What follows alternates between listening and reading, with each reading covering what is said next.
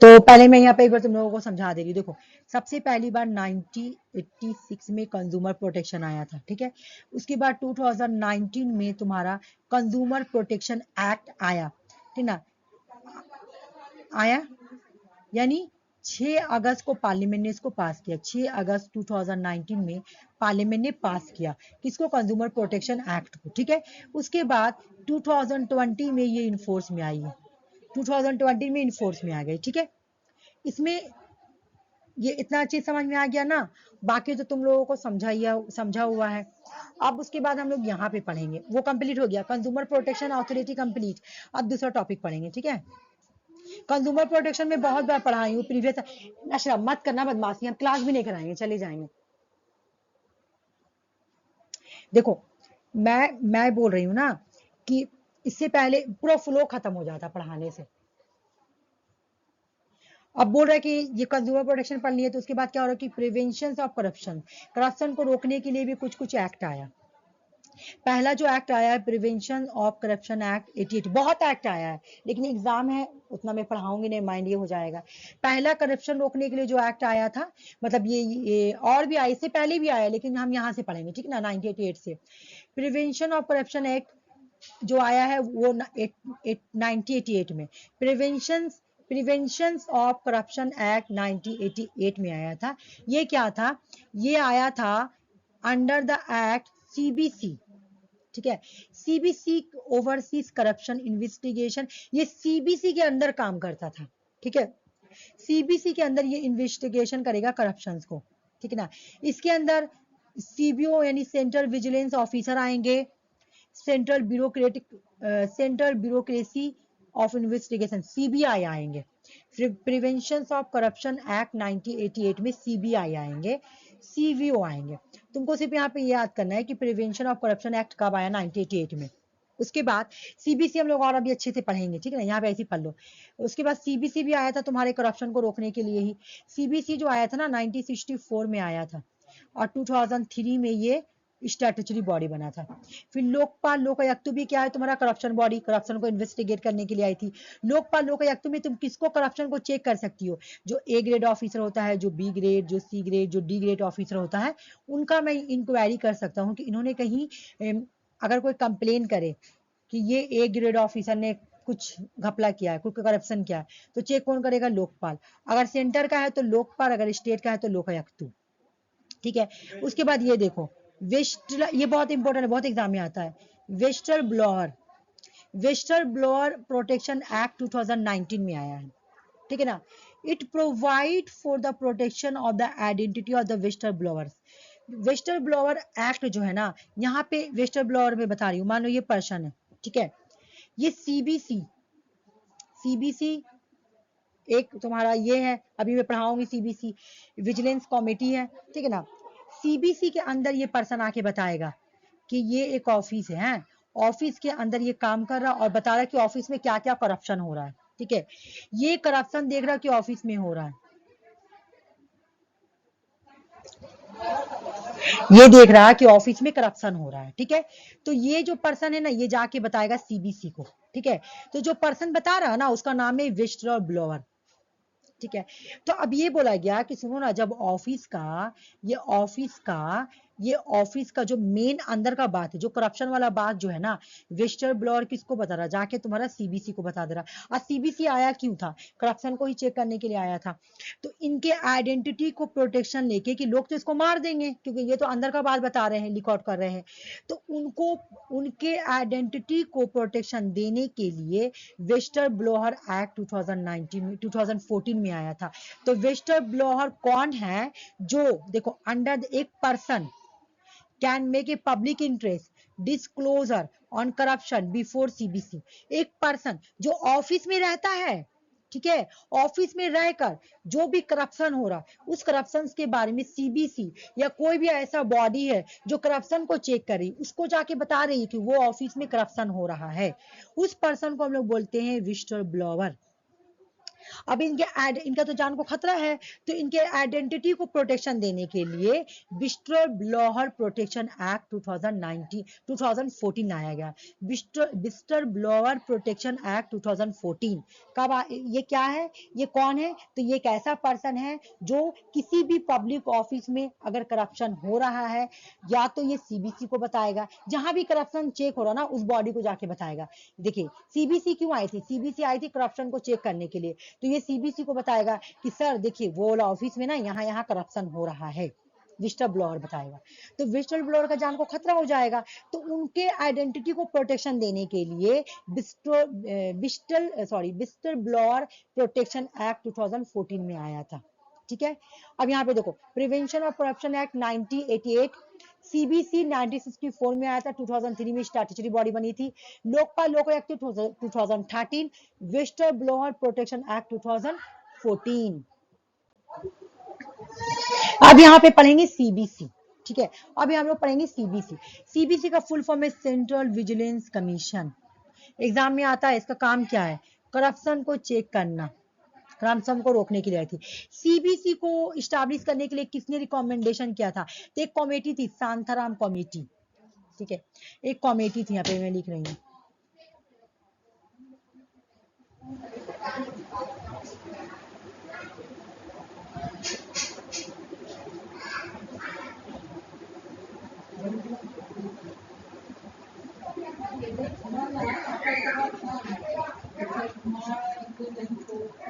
कुछ रुक जाओ, यहाँ पे ये जो कमेटी है ना, ये 1962 से 1964 में आई थी। ठीक है, शांताराम कमेटी 1962 से 1964 में आई थी। ठीक है ना, इस कमेटी के चेयरमैन थे श्री के शांतनम। ठीक ना, शांतनम कमेटी ने रिकमेंडेशन किया कि सीबीसी को स्टैब्लिश किया जाए। ठीक है, देखो CBC was set up through the resolution of Government of India on the recommendations of the Committee on Prevention of Corruption from under the chairman of the Sri K. Santaram 1964 में शांतानाम committee जिसके chairman शांतानाम ही थे, उन्होंने recommendation किया कि corruption को रोकने के लिए, प्रिवेंशन ऑफ करप्शन के लिए एक सीबीसी को स्टैब्लिश करना चाहिए, सेंट्रल विजिलेंस कमीशन को स्टैब्लिश करना है। ठीक है, तो स्टैब्लिश कर दिया गया 1964 में। ओके, लेकिन इसको स्टैट्यूटरी बॉडी कब बनाया गया, तो 2003 में सीबीसी को स्टैट्यूटरी बॉडी बनाया गया। ठीक है, बोले कि the term of the office जो chairperson the member the 4 year तक वो अपने ऑफिस में रह सकते हैं। एज क्या है तुम्हारा सीबीसी बनने का, तुम्हारा एज है तुम्हारा सीबीसी बनने का 65 ईयर। ठीक है ना, एज क्या है 65 ईयर। ये तुम्हारा कंप्लीट हो गया सीबीसी, करप्शन बॉडी खत्म। अब एक आता है प्रधानमंत्री आवास योजना। प्रधानमंत्री आवास योजना अर्बन। ठीक है, इसका पूरा नाम क्या है, प्रधानमंत्री आवास योजना अर्बन। इसको स्टार्ट किसने किया था, इसको सॉरी रुक जाओ, इसको 25 जून 2015 में स्टार्ट किया गया था। कौन सा मिनिस्ट्री ने स्टार्ट किया, ये याद करना बहुत जरूरी है, ministry of housing and urban affair ने। कब आया था, 2015 में। कौन सा मिनिस्ट्री था, तो ministry of housing and urban affairs. अब तुमको इसका पर्पस ही समझ में आ गया होगा। इसका पर्पस क्या था, it's primary objective to provide affordable housing. देख लो, हाउसिंग यानी घर बना के देना है, किसको, अर्बन पुअर फैमिलीज को, अर्बन पुअर फैमिलीज। देख लो, यानी शहर, गांव नहीं है, रूरल नहीं है, शहर की जो गरीब फैमिलीज है ना, उसको हम लोग हाउसिंग बना के देंगे। प्रधानमंत्री आवास योजना 2015 में बोला गया था। और हर इलिजिबल है, हर अर्बन इलिजिबल है इसके लिए, हर शहरी जो है ना, जो भी शहर में रहता है वो एलिजिबल है इसके लिए। ठीक है, मिशन क्या था, मिशन था कि हाउसिंग फॉर ऑल, हाउसिंग जो होगा वो सबों के लिए है, हाउसिंग जो है, घर जो है सबों के लिए होगा। ठीक है, अच्छा क्वेश्चन देखो, पहले ही क्वेश्चन आ गया, सॉल्व करो, ये वाला क्वेश्चन सॉल्व करो, प्रीवियस ईयर क्वेश्चन है, सॉल्व करो। प्रधानमंत्री आवास योजना अर्बन क्यों आया था, पर्पस क्या था, आंसर क्या होगा, बताओ जल्दी से। प्रधानमंत्री आवास योजना अर्बन,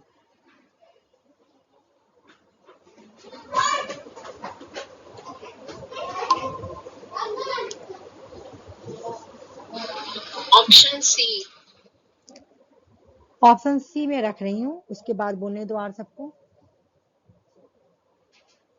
रूरल कैसे हो जाएगा? ओ नहीं नहीं ठीक, एक चीज देखो, रूरल हट जाएगा, अर्बन है ना, अर्बन है ना, तो जब हम अर्बन वाला बताएं, अर्बन क्वेश्चन में भी लिखा हुआ है, तो जब रूरल हटेगा तो तुम्हारा ये हटा और ऑफ द एबव हटा, ऑप्शन सी हो गया, ठीक है, आंसर सी हो गया।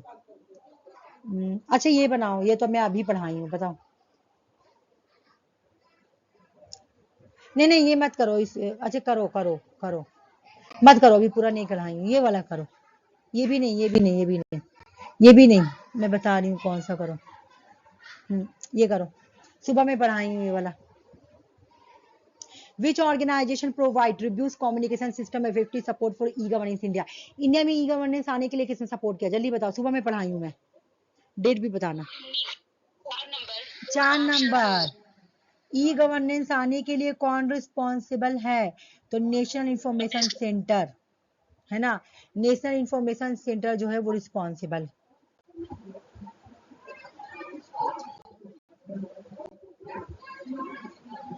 ये बताओ गुड गवर्नेंस का फीचर क्या होगा इसमें? नहीं नहीं नहीं सॉरी, आंसर देखो, barrier to the good governance, good negative बोल रहा, गुड गवर्नेंस में बैरियर क्या क्या है, बैरियर क्या क्या है? अंजलि क्लास नहीं ना की हो, गुड गवर्नेंस का मैं वीडियो डाल दी हूँ, तुम देख कर लेना, उसके बाद क्वेश्चन सॉल्व करना। गुड गवर्नेंस का बैरियर क्या क्या है? अरे मैं आंसर बता दी हूँ यार, वही तो बोल रहा, आंसर दे दिए, सॉरी सॉरी, देखो क्वेश्चन, हम लोग कौन सी टॉपिक कर रहे हैं? टॉपिक का नाम है पब्लिक पॉलिसी, है ना। पब्लिक पॉलिसी में जो आज हम लोग टॉपिक पढ़ेंगे वो है पीसा एक्ट। पीसा एक्ट ज्यादा बड़ा नहीं पढ़ना, बस 2 ही लाइन का है, बस इससे ज्यादा नहीं है। सबसे पहले हम लोग पीसा का फुल फॉर्म समझेंगे कि पीसा का फुल फॉर्म होता क्या है। पी से हो जाएगा पंचायत, ठीक है ना, ई से हो जाएगा एक्सटेंशन, 2 ए से हो जाएगा शेड्यूल, ए से हो जाएगा एरिया। तो पीसा का फुल फॉर्म है panchayat extension to scheduled areas, ठीक है। कब आई थी ये, इनैक्ट कब हुई थी? 24 नवंबर 1996 में ये आई थी। क्यों आई थी? ट्राइबल ट्राइबल जो पीपल थे ना, ट्राइबल पीपल को इम्पावर करने के लिए, जो ट्राइबल लोग थे ना उनको इम्पावर करने के लिए, यानी उनको पावरफुल बनाने के लिए, tribal self governing in schedule area of India, ठीक है ना। इंडिया में जो भी शेड्यूल एरिया है उनको ट्राइबल सेल्फ गवर्नेंस देने के लिए, जैसे पंचायत राज इंस्टीट्यूशन जो था वो local self government rural area के लिए था, है ना, गांव के लोगों को एम्पावरमेंट करने के लिए आई थी। अच्छा मुझसे अभी मुझे याद आ रहा है कि मैं एक चीज छोड़ दी हूँ, मैं म्यूनसिपैलिटीज नहीं कराई हूँ, मतलब वो भी मुझे कराना पड़ेगा, अभी याद आ रहा मुझे।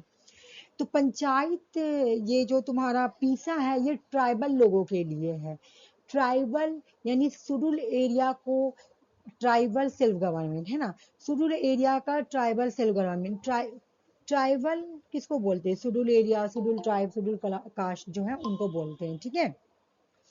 तो जो पीसा एक्ट है ना ये 1996 में आई है, याद कर लो, 24 नवंबर 1996 में पीसा एक्ट आई थी। क्यों? ट्राइबल पीपल या शेड्यूल एरिया को एम्पावर, शेड्यूल लोगों को, शेड्यूल एरिया के लोगों को एम्पावरफुल बनाने के लिए, उनको लोकल से, जैसे उनको सेल्फ गवर्नेंस देने के लिए, अगर उनका खुद का सेल्फ गवर्नेंस रहेगा तो उनको एम्पावर कर दिया जाएगा, ठीक है। उसके बाद किसने रिकमेंडेट किया था इसको, रिकमेंडेशन किसने किया था? तो 1994 में एक कमेटी बनती जिसका नाम था दिलीप सिंह भूरिया कमेटी, ठीक ना। दिलीप सिंह भूरिया कमेटी जो था उन्होंने ही रिकमेंडेशन किया था कि जो ट्राइबल पीपल हैं, जो शेड्यूल एरिया से बिलोंग करते हैं, उनके लिए पीसा एक्ट को बना दिया जाए, ठीक ना। जिस तरह गांव के लोगों को एम्पावरफुल किया गया है उसी तरह ट्राइबल लोगों को भी एम्पावरफुल करने के लिए, उनको एम्पावर करने के लिए पीसा एक्ट आया था। तो पहले ही अगर क्वेश्चन तुमसे बनेगा तो क्वेश्चन पहले फुल फॉर्म भी पूछा जा सकता है, panchayat extension to schedule area इसका फुल फॉर्म है। दूसरा तुम्हारा इसका डेट क्या है? तो डेट है 24 नवंबर 1996। उसके बाद किसने रिकमेंडेट किया था पीसा एक्ट के लिए? तो दिलीप सिंह भूरिया कमेटी जो है ना उन्होंने इसको रिकमेंडेट किया था पीसा एक्ट के लिए। ये हो गया कंप्लीट, ठीक है। दूसरा टॉपिक जो है वो है सिटीजन चार्टर।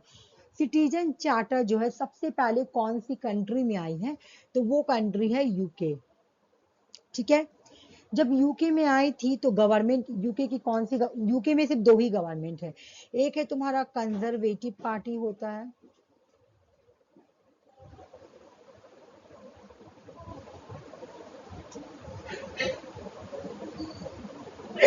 ठीक है, दूसरा तुम्हारा लेबर पार्टी जिसको बोला जाता है।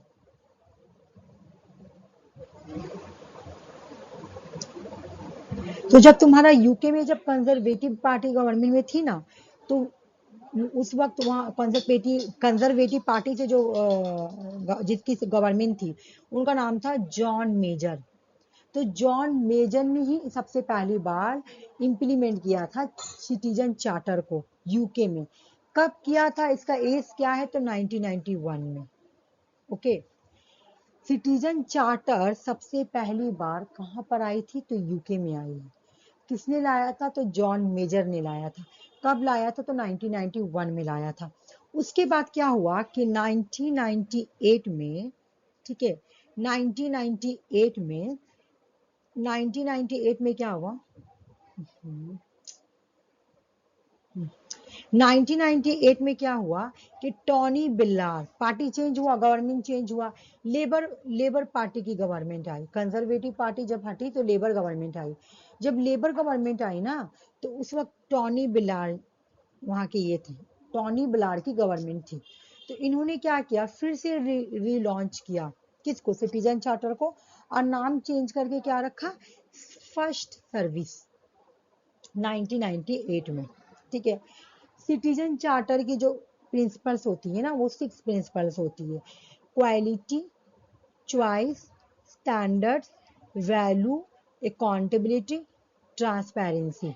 ठीक है, ट्रांसपेरेंसी। ओके, लेकिन अब एक क्वेश्चन ये उठता है कि इंडिया में कब आई, तो इंडिया में सिटीजन चार्टर जो है ना वो 1997 में आई है। ये वाला पेज तुम लोगों को क्लियर हुआ, तो बताओ, मैं भी पूछूंगी इसलिए मैं पूछ रही हूँ, ये पेज क्लियर है। Quality, choice, standard, value, accountability, transparency, ये जो दो लैंग्वेज है ना, जो अकाउंटेबिलिटी एंड ट्रांसपेरेंसी है, ये तुम लोगों को हर जगह ही ऑलमोस्ट मिलता है देखने के लिए, है ना, देखने को। चाहे वो तुम्हारा अभी हम लोग आरटीआई में भी पढ़ेंगे, वहां पर भी देखने को मिलेगा। ठीक है, उसके बाद हम लोग गुड गवर्नेंस में भी ये पढ़े हैं। तो ट्रांसपेरेंसी, अकाउंटेबिलिटी तो हर जगह होता है, लेकिन यहाँ पे तो वो चार जो चीज ऐसा है, क्वालिटी, चॉइस, स्टैंडर्ड, वैल्यू, ये याद कर लो। इंडिया में सिटीजन चार्टर कब आया था, तो 1997 में आया था। ओके, मैं चेंज कर रही हूँ। अब तुम लोगों में एक बात करूंगी, इसके बाद में चेंज करती हूँ, ठीक है। आज का क्लास पेपर 1 कब हुआ था तुम्हारा, 3 बजे से मैं करवाई थी, ठीक है। 3 से लेके मैं 4 बजे तक का करवाई थी, है ना, 4:30 तक करवाई थी। तुम लोग मॉर्निंग में कर सकती हो 3 बजे वाला क्लास, मतलब खाली कल भर 3 से, मैं मॉर्निंग में जैसे 8 से 9, 9:30 बजे तक हो सकता है, पॉसिबल हो सकता है ना। ठीक है, पता है मुझे डॉक्टर के यहाँ जाना है। डॉक्टर के यहाँ 2 जगह डॉक्टर बैठती, या तो एक 3 बजे बैठेगी, या तो एक रात में 7 बजे बैठती दूसरी जगह। तो मैं सोच रही हूँ कि तुम लोगों का क्लास मतलब मॉर्निंग में लेके मैं डॉक्टर में अपने दोपहर में चली जाऊँ, ठीक है।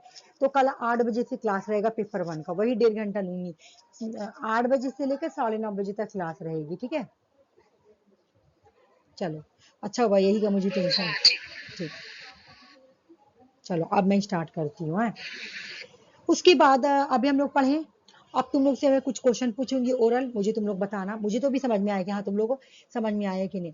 पीसा एक्ट, डेट बताओ। 996। बिल्कुल से, फुल फॉर्म बताओ। पंचायत एक्सटेंशन शेड्यूल एरिया, ठीक है, शेड्यूल शेड्यूल एरिया। एरिया। हाँ, कौन सा कमेटी ने रिकमेंडेशन किया था पीसा एक्ट के लिए? दिलीप सिंह भूरिया। बिल्कुल सही हो गया, चलो ये क्वेश्चन तो कंप्लीट हुआ। हाँ, नहीं नहीं सही है, ठीक है। अब मैं दूसरा पूछ रही हूँ, मुझे बताना। सबसे पहली बार सिटीजन चार्टर कौन सी कंट्री में आई है? सबसे पहली बार सिटीजन चार्टर कौन सी कंट्री में आई है? यूके में। यूके में। डेट क्या है, डेट बताओ। 1991। बिल्कुल सही। किसकी गवर्नमेंट थी जब आई थी तो? Labour Party. John Major. Conservative John government थी। मेजर। कंजर्वेटिव थी, हाँ कंजर्वेटिव लेबर गवर्नमेंट थी, हाँ। और जॉन मेजर। उसके बाद जब उसको रीलॉन्च किया गया तो डेट क्या था रीलॉन्च? 1998। 1998 में रीलॉन्च किया गया, ठीक है। Labour party. हाँ, लेबर पार्टी थी। किसने किया था? टॉनी बिलार।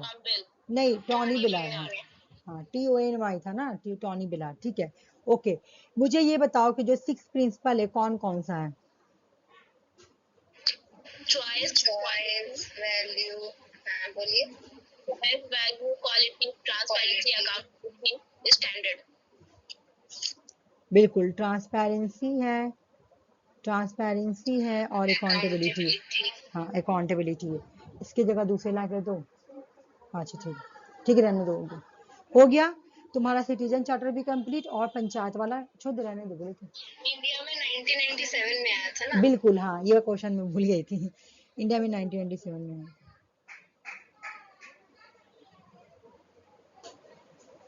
चलो, जब तक का क्लास एग्जाम नहीं होगा तब तक हम लोग इसी तरह रिवाइज भी करते रहेंगे और क्लास भी करते रहेंगे, ठीक है। चलो, उसके बाद तुम्हारा आ गया नीति आयोग। सबसे पहली बार हम लोग याद करेंगे नीति आयोग। नीति आयोग का फुल फॉर्म क्या है? National institutions for transforming India, ठीक है। National institutions for transforming India, नीति, ठीक है। किसको रिप्लेस किया गया था? तो प्लानिंग कमीशन को रिप्लेस करके नीति आयोग आया था। प्लानिंग कमीशन जो थी ना, वो टॉप डाउन अप्रोच थी। ए सुना कितना वो लोग आवाज कर रहा था, इधर बहुत डिस्टरबेंस हो रहा। प्लानिंग कमीशन जो थी ना, वो टॉप डाउन थी। क्यों टॉप डाउन थी? क्योंकि प्लानिंग कमीशन में जो डिसीजन लिया जाता था ना, वो सेंट्रलाइज था। नहीं, सेंट्रलाइज डिसीजन था, ठीक है। सेंटर सिर्फ डिसीजन लेती थी। लेकिन नीति आयोग जो थी ना, नीति आयोग जो है ना, ये बहुत ही कोलैबोरेटिव है, इंक्लूसिव है, मॉडल ऑफ गवर्नेंस है। यहाँ पे कोऑपरेटिव फेडरलिज्म पर फोकस किया जाता है। कोऑपरेटिव फेडरलिज्म का मतलब है कि यहाँ पे अगर कोई पॉलिसी बनाया जाता है, गवर्नमेंट अगर यहाँ पे कोई पॉलिसी बनाती है तो स्टेट को भी इन्वॉल्वमेंट करती है। सेंट्रल तो रहती है, सेंट्रल तो रहती है, ठीक ना। सेंट्रल तो रहेगी और साथ में प्लस कौन रहेगा तुम्हारा? स्टेट भी रहेगी। दोनों का ही डिसीजन रहता है। तो इसलिए नीति आयोग कोऑपरेटिव फेडरलिज्म है। कब आई थी, इसको स्टैब्लिश कब किया गया था? तो 1 जनवरी 2015 को इससे स्टैब्लिश किया गया था। एक और बात, ये एग्जीक्यूटिव रेजोल्यूशंस के थ्रू आई है, एग्जीक्यूटिव रेजोल्यूशन, ठीक है ना। नीति आयोग कैसे आई है? Executive resolution. नीति आयोग ना तो कॉन्स्टिट्यूशनल बॉडीज है, मतलब ये ना तो कॉन्स्टिट्यूशन के थ्रू क्रिएट हुई है और नॉर ए स्टैट्यूटरी बॉडी। ना तो ये कॉन्स्टिट्यूशनल बॉडीज है, ना ये स्टैट्यूटरी बॉडी है, बल्कि ये एग्जीक्यूटिव रेजोल्यूशंस के थ्रू आई है ना। ये पार्लियामेंट एक्ट के थ्रू नहीं आई है। बोल रहा है कि nor a statutory body that is not created by act of parliament. ये पार्लियामेंट के एक्ट के थ्रू नहीं आई है, ये बात याद रखना। तो इस पेज में हम लोग क्या पढ़े, अभी मैं एक बार इसको रिवाइज करती हूँ। इस पेज में बस हम लोग इतना ही पढ़े हैं कि नीति आयोग का फुल फॉर्म है national institution for transforming India. ये कोऑपरेटिव फेडरलिज्म है, प्लानिंग कमीशन को हटाकर आई है। नेक्स्ट है कि जो नीति आयोग है ना, वो 1 जनवरी 2015 को आई है। ये कैसे आई है? तो ये एग्जीक्यूटिव रेजोल्यूशंस के थ्रू आई है। ये ना तो कॉन्स्टिट्यूशनल बॉडीज है और ना ही स्टैट्यूटरी बॉडी है। मतलब ना तो इसको कोई कॉन्स्टिट्यूशन ने क्रिएट किया है और ना ही ये पार्लियामेंट के थ्रू आई है, ठीक ना। ना ये कोई एक्ट ऑफ पार्लियामेंट के थ्रू आई है, ठीक है ना। एग्जीक्यूटिव रेजोल्यूशंस के थ्रू आई है, ठीक है। ये हो गया। यहाँ पे एक बार हम लोग देख लेते हैं, वैसे दूसरे पेज में भी इसके मैं लाई हूँ। इसमें कौन कौन होता है? चेयरपर्सन कौन होता है? प्राइम मिनिस्टर होता है। यहाँ पे याद नहीं करने के बाद समझ लो। चेयरपर्सन कौन होता है? तो प्राइम मिनिस्टर होता है। फिर उसके बाद एक्स ऑफिसो मेंबर होते हैं, चार, कम से कम 4 मेंबर होता है, जिसको पीएम जो है ना वो नॉमिनेट करते हैं, ठीक है। उसके बाद स्पेशल इन्वाइटीज होते हैं, एक्सपर्ट्स होते हैं, स्पेशल जो एक्सपर्ट होते हैं वो स्पेशलाइज्ड होंगे, प्रैक्टिशनर होंगे, उनके पास नॉलेज बहुत होगा, डोमिनेट ऑफ नॉलेज होंगे। बोले जो गवर्निंग काउंसिल होंगे ना, उसमें सभी स्टेट के चीफ मिनिस्टर होंगे, लेटेंट गवर्नर होंगे यूनियन टेरिटरीज के। उसके बाद बोला कि पार्ट टाइम मेंबर भी होंगे, 2 पार्ट टाइम मेंबर होंगे, सीईओ होंगे जिसे पीएम अपॉइंटमेंट करेंगे, रीजनल काउंसिल होंगे, फुल टाइम मेंबर भी होंगे और सेक्रेटरी भी होंगे। ये याद नहीं करना, ये वाला याद करना है, ठीक है। बोला कि नीति आयोग वो वाला उधर से ऐसे शॉर्टकट में याद करना हो तो कर लेना, लेकिन यहाँ पे ऐसे याद करना। एक्स ऑफिसो चेयरमैन कौन है? प्रीवियस ईयर क्वेश्चन है। एक्स ऑफिसो चेयरमैन कौन होता है नीति आयोग का? प्राइम मिनिस्टर होता है। तो अभी कौन है? नरेंद्र मोदी, ठीक है, ठीक है। अगर क्वेश्चन पूछे कि नीति आयोग का चेयरमैन कौन होता है या नीति आयोग का एक्स ऑफिसो चेयरपर्सन कौन है, तो प्राइम मिनिस्टर ऑफ इंडिया है ना। तो जो इंडिया का प्राइम मिनिस्टर हो वही, तो अब इंडिया के प्राइम मिनिस्टर कौन है? नरेंद्र मोदी है, तो नरेंद्र मोदी ही होंगे, ठीक है। उसके बाद एक governing council composed of chief minister, एक गवर्निंग काउंसिल होगा, सुनो, एक गवर्निंग काउंसिल होगा, और इस गवर्निंग काउंसिल में ना सारे ही स्टेट के चीफ मिनिस्टर होंगे, यूनियन टेरिटरीज होंगे, यूनियन टेरिटरीज के जितने भी लेटेंट गवर्नर होंगे। तुमको पता है ना यूनियन तुम्हारा जो ये क्या नाम है ये यूनियन टेरिटरीज में गवर्नर होते हैं, पता है ना, वो लोग होंगे। जबकि दिल्ली में, हेलो आवाज नहीं आ रही क्या? हेलो, जबकि दिल्ली में चीफ मिनिस्टर है, पौडुचेरी में भी चीफ मिनिस्टर है, तो ये सबको छोड़ के बोल रहा है, ठीक है, क्योंकि यहाँ पे गवर्नर नहीं होता है, चीफ मिनिस्टर होते, तो चीफ मिनिस्टर भी आएंगे, सभी चीफ मिनिस्टर और सभी गवर्नर, ऐसे याद कर लेना, ठीक है। रीजनल काउंसिल में कौन होंगे? तो compose of the chief minister of state और गवर्नर यूनियन टेरिटरीज के। वाइस चेयरमैन कौन है अभी प्रेजेंट? नीति आयोग के प्रेजेंट वाइस चेयरमैन कौन है? सुमन बैरी है। देखो अभी मैं निकाल के देखी हूँ विकिपीडिया में, तो तुम्हारा सुमन बैरी ही दे रहा, ठीक है। अब देखो ये तीनों प्रीवियस ईयर क्वेश्चन है, तो उस वक्त जब सीईओ, उस वक्त जो वाइस चेयरमैन थे, अच्छा यहाँ पे कुछ और मैं लिख दी, रुको रुको मैं यहाँ गलती लिख दी, हाँ वाइस चेयरमैन, ठीक है ठीक है, वाइस चेयरमैन, ठीक है, वहाँ एक्स ऑफिसर चेयरमैन, ठीक है। वाइस चेयरमैन सुमन बैरी है, याद रखना। और जब एक बार क्वेश्चन आया था प्रीवियस ईयर क्वेश्चन में, तो उस टाइम जब वाइस चेयरमैन पूछा था ना, सीईओ भी पूछा था, वाइस चेयरमैन भी पूछा है, तो उस वक्त कुछ कोई और थे, ठीक है, अमिताभ कांत ये लोग थे, ठीक है। तो अभी चेंज हो गया, तो अभी तुम्हारी सुमन बैरी है, अब चेंज हो तो नहीं पता, लेकिन अभी तक सुमन बैरी है, ठीक है। तो वाइस चेयरमैन कौन है? तो सुमन बैरी है, ठीक है, प्रीवियस ईयर क्वेश्चन है। उसके बाद एक्स ऑफिशियो मेंबर कौन कौन होते हैं? जो 4 मेंबर अभी हम देखे ना कि 4 मेंबर को भी अपॉइंटमेंट करता है प्राइम मिनिस्टर, ठीक है ना, काउंसिल ऑफ मिनिस्टर से। तो अमित शाह है, राजनाथ सिंह है, निर्मला सीतारमैया है और शिवराज सिंह चौहान है, ठीक है। अमित शाह का नाम हम लोग हमेशा सुनते हैं, राजनाथ सिंह भी हमारा, निर्मला, याद ऐसे रखना कि नीति आयोग का जो पर्सन है ना, वो लोग बहुत नाम मतलब जाने पहचाने लोग हैं। अमित शाह जानते हैं हम लोग, राजनाथ सिंह, निर्मला सीतारमैया हमेशा फाइनेंस मिनिस्टर है। शिवराज सिंह चौहान जो है ना, ये तुम्हारे एमपी के हैं, इसलिए हमको इनका याद है, तो इनका भी याद रख लेना, शिवराज सिंह चौहान का, ठीक है। बाकी उतना उन्हें याद करना है, जो 4 मेंबर होंगे उसको याद कर लेना अगर याद करने का मन किया तो। अमित शाह, राजनाथ सिंह याद ही कर लो, हल्का तो है। एक्स ऑफिसो मेंबर में कौन कौन होंगे? 4 एक्स ऑफिसो मेंबर होंगे जिसे प्राइम मिनिस्टर अपॉइंटमेंट करेंगे, अमित शाह, राजनाथ सिंह, निर्मला सीतारमैया और शिवराज सिंह चौहान। स्पेशल इन्विटीज भी होते हैं, तो स्पेशल इन्विटीज इतना याद करना जरूरी नहीं है, ठीक है ना, एक बार अगर पढ़ना चाह रही तो चलो पढ़ लेते हैं।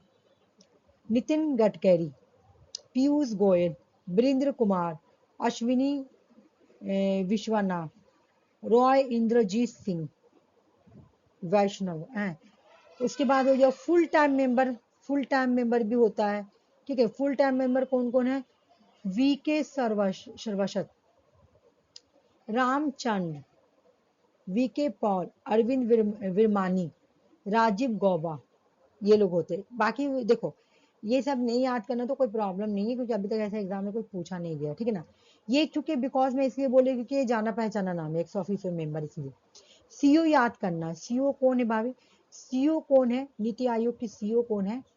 तो BVR सुब्रमण्यम, ठीक है। गवर्निंग काउंसिल, और वही वाला बात हो गया यहाँ पे, गवर्निंग काउंसिल में भी और चीफ मिनिस्टर ऑफ, वही वाला है, इसको दोहरा दिएगी, ठीक है ना। सीईओ कौन है? सुब्रमण्यम, याद कर लो, सुब्रमण्यम। वाइस चेयरमैन सुमन बैरी है। चेयरमैन प्राइम मिनिस्टर से। 4 मेंबर कौन है? अमित शाह, राजनाथ सिंह, निर्मला सीतारमण, शिवराज सिंह चौहान, ठीक है। नीति आयोग भी कंप्लीट हुआ, ठीक है। यहाँ भी उसको हटा दो, उसको नहीं पढ़ना, ठीक है। हाँ, एक बार मैं नीति आयोग का भी क्वेश्चन पूछ लेती हूँ, ठीक है। पूछूंगी, पहले मैं करवा देती हूँ, उसके बाद पूछूंगी, ठीक है। उसके बाद आज ना अभी तक का तुम्हारा अंजलि भी नहीं आई है और ना आफरीन आई है। ये लोग क्लास कितना मिस कर रही है। तो आफरीन चलो वो तो फॉर्म भरी नहीं है, फेस्टिवल है तो नहीं आई है, बट इसको आना चाहिए ना अंजलि को, क्योंकि वो तो फॉर्म भरी है ना। चलो आरटीआई देखते हैं। आरटीआई क्या है ना, जून में आई है, 2005 में जून में आरटीआई आई, ठीक है। मैं दोनों को ही पूछूंगी, अभी नीति आयोग का भी क्वेश्चन पूछूंगी और तुम्हारा इसका भी पूछूंगी, क्या नाम है आरटीआई का। पहले मैं करा लेती हूँ। आरटीआई कब आई है? तो जून 2005 में आई है, लेकिन फोर्स में अक्टूबर 2005 में फोर्स में आई है, ठीक है। याद रखना आरटीआई आई कब है? तो 2000 जून याद रखना, उसके बाद अक्टूबर याद रखना। उसके बाद यहाँ पे द एक्ट है, the act provide citizen the right to secure access to information. यहाँ पर सिटीजन को राइट दिया जाता है, इस बात का एक्सेस दिया जाता है कि आप इंफॉर्मेशन ले लो। मैं आरटीआई का भी रिसेंट का एक केस बताती हूँ। आरटीआई का मतलब क्या है? लोगों को एक्सेस दे कि वो इंफॉर्मेशन ले सके। अब मेरे बात सुनो, क्या हुआ कि बिहार में बहुत दिनों से तुम्हारा प्रोफेसर का तुम्हारा अपॉइंटमेंट हो रहा था, ठीक है ना। लेकिन वो जो अपॉइंटमेंट था ना, वो एपीआई के स्कोर पे बेस पे हो रहा था, ठीक है। एपीआई के बेस पे हो रहा था, यूनिवर्सिटी में शायद हो रहा था मेरे ख्याल से, ठीक है। तो क्या हुआ कि एक लड़की थी, उसका नहीं हुआ, ठीक है। उसको बोला कि तुम्हारा नहीं होगा, औरत थी, लड़की नहीं थी, उसका नहीं हुआ। तो उसने क्या किया? आरटीआई फाइल किया। उसने आरटीआई ये फाइल किया कि हम देखना चाहते हैं कि एपीआई स्कोर का लास्ट कट ऑफ कितना गया। लास्ट कट ऑफ मतलब गवर्नमेंट ने एपीआई स्कोर को लास्ट कट ऑफ कितना रखा, ये मैं देखना चाहती हूँ, ये मुझे इन्फॉर्मेशन चाहिए। लड़की आरटीआई की, जब आरटीआई की तो पता चला कि 70 जो है ना, इतना तुम्हारा कट ऑफ जाएगा, ठीक है। 70 गया था तुम्हारा, शायद 70 की 60 था, ऐसी 60 रखती हूँ, चलो मैं ये वाला पढ़ी थी न्यूज में, ठीक है। 60 कट ऑफ गया है एपीआई स्कोर, और वो लड़की का 68 बन रहा था एपीआई। एपीआई तो उसका 68 बन रहा था, और कट ऑफ था 60। सुप्रीम कोर्ट में, ये हाई कोर्ट गई सर। अब देखो हाई कोर्ट गई सर, एपीआई, अब वो राइट टू इन्फॉर्मेशन एक्ट से देखो कितना उसको फायदा हुआ। उसको इन्फॉर्मेशन लेने का एक्सेस मिल गया। वो इन्फॉर्मेशन ली पहले एपीआई का कि अब मुझे लास्ट कट ऑफ चाहिए, कि आखिर कट ऑफ कितना गया। तो उसको कट ऑफ जब देखी तो देखी 60% लास्ट गया। जब वो देखी, इसका दिमाग खन गया कि मेरा तो हर हाल में होना चाहिए।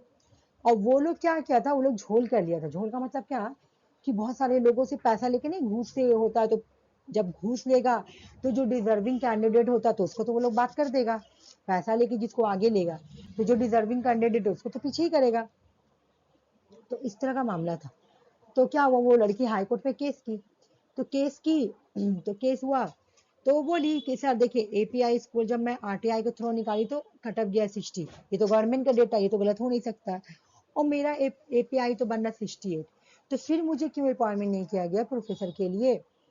तब सुप्रीम कोर्ट बोली कि जांच करने के लिए, और लड़की को क्वालिफाई किया गया प्रोफेसर के लिए।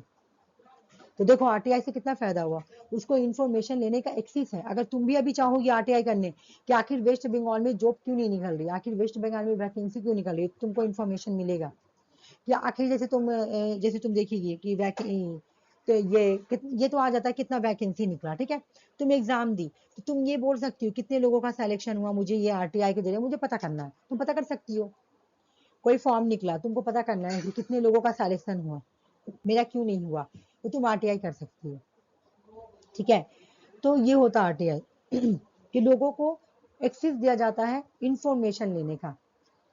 ठीक है, under the control of the public authority, public authority के अंदर आप इंफॉर्मेशन ले सकते हैं। आपको ये एक्सेस है, सिटीजन को ये एक्सेस दिया जाता है, ये राइट दिया जाता है कि आप इंफॉर्मेशन ले सकते हैं पब्लिक अथॉरिटी के अंदर। ठीक है, लेकिन आरटीआई किसको हटाई तब आई है, किसको रिप्लेस की थी, तो फ्रीडम ऑफ इंफॉर्मेशन एक्ट 2002 को इसने रिप्लेस किया, तब आरटीआई आया। ठीक है ना 2005 में क्या हुआ कि citizen to exercise their freedom of speech and expression, ये ऐसी बोल रहा है कि ये कौन सा आर्टिकल में आता है। देखो आरटीआई, आरटीआई जो है ना वो स्पीच एंड एक्सप्रेशन, मतलब बोला गया कि जब मुझे बोलने ये बोला गया लोगों को कि जब बोलने की, अच्छा, जब स्पीच एंड एक्सप्रेशंस की फ्रीडम मुझे दी गई है ना, स्पीच एंड एक्सप्रेशंस की फ्रीडम मुझे दी गई है, तो मुझे इंफॉर्मेशन लेने की फ्रीडम क्यों नहीं दी गई है, क्या आ गया, मुझे इंफॉर्मेशन लेने की फ्रीडम क्यों नहीं दी गई, ये क्या आ रहा है समझ में नहीं आ रहा। हाँ, तो इसलिए स्पीच एंड एक्सप्रेशंस के अंदर ही आर्टिकल 19(1)(a) के अंदर ही आरटीआई दिया गया। ठीक है ना speech and expression under article 91(a) of Indian constitution, ये फंडामेंटल राइट्स नहीं है लेकिन फंडामेंटल राइट का पार्ट है आर्टिकल 19 का पार्ट है। आर्टिकल 91(a) में आरटीआई के बारे में मेंशन है। ठीक है ना, समझ में आ रहा है कि नहीं आ रहा कि ये फंडामेंटल राइट के पार्ट 19 का ये पार्ट है, पार्ट 9(1) का ए का ये पार्ट है। ठीक है ना, एक तो ये हो गया। अब दूसरा मैं तुम लोगों को बता रही हूँ, पता नहीं वो लिखी हूँ कि नहीं, छूट ही जाता मुझसे कुछ ना कुछ। ठीक है, उसके बाद बोला जा रहा है कि public information officer, public information PIO, ये आपको इंफॉर्मेशन देती है विद इन 13 डेज के अंदर। ठीक है, but application requesting information regarding the citizen life and liberty, अगर किसी के लाइफ एंड लिबर्टी का मामला है, ठीक है, अगर किसी के लाइफ एंड लिबर्टी का मामला है तब 48 आवर्स में इंफॉर्मेशन देना होगा। ठीक है, तुम लोग समझना, अगर किसी का लाइफ एंड लिबर्टी का मामला है तब जो सिटीजन देना पड़े, सॉरी, तब जब ये देना होगा ना तो वो 48 आवर्स में देना होगा। वैसे तो 30 डेज में इंफॉर्मेशन तुम दे दो। ठीक है, पब्लिक इंफॉर्मेशन ऑफिसर को बोला जाता है कि आप इंफॉर्मेशन 30 डे के अंदर दे दो। ठीक है, लेकिन अगर इंफॉर्मेशन किसी की लाइफ और लिबर्टी से जुड़ा हुआ है तो 48 आवर्स में दे दो, मतलब देने का ये है।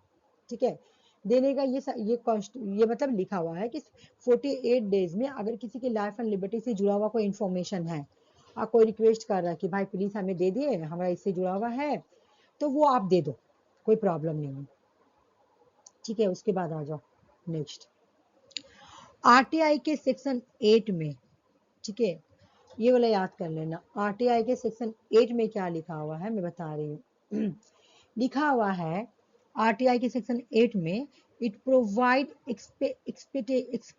Exception to the disclosure of information on that basis sharing information can be denied. Exceptions रखा गया है कि कौन कौन सा इंफॉर्मेशन को आप देने से इनकार कर सकते हैं।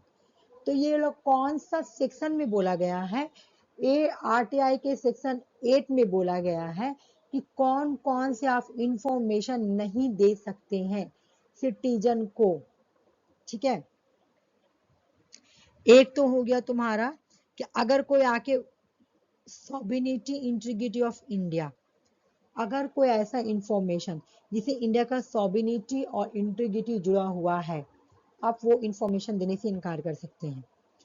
Security, strategic, scientific, economic interest of state, किसी स्टेट का सिक्योरिटी का मामला हो, कोई स्ट्रैटेजिक हो या साइंटिफिक कोई मामला हो, मान लो कोई रिसर्च वगैरह कर रहे हैं चुपचाप से गवर्नमेंट कर रही है, या इकोनॉमिक इंटरेस्ट से रिलेटिव कोई है, गवर्नमेंट स्टेट गवर्नमेंट कुछ की है लेकिन किसी को बताना नहीं है। ठीक है, इस तरह का कोई मामला है तो यहाँ पर आप इंफॉर्मेशन देने से बिल्कुल ही आप मतलब डिनाई कर सकते हैं कि नहीं हम आपको नहीं दे सकते। ठीक है, हम आपको इंफॉर्मेशन नहीं दे सकते, एक हो गया। दूसरा बोल रहा कि अगर foreign relation with the foreign state, अगर फॉरेन रिलेशन, मानो कि हम लोग का रिलेशन यूएस के साथ है, ठीक है ना, इंडिया का रिलेशन यूएस के साथ है, तो हम लोग इंडिया और यूएस मिलकर बहुत सारा ऐसा मामला कर रही है जो कॉमन लोगों को नहीं पता, कॉमन पब्लिक, आम पब्लिक को नहीं पता है। अब तुम उससे रिलेशन बोलोगे कि आपका इंडिया और यूएस के बीच में क्या मीटिंग हुआ है, मुझे उसका आरटीआई करना है, तो वो आपको डिसीजन, वो आपको नहीं मिलेगा, ठीक ना।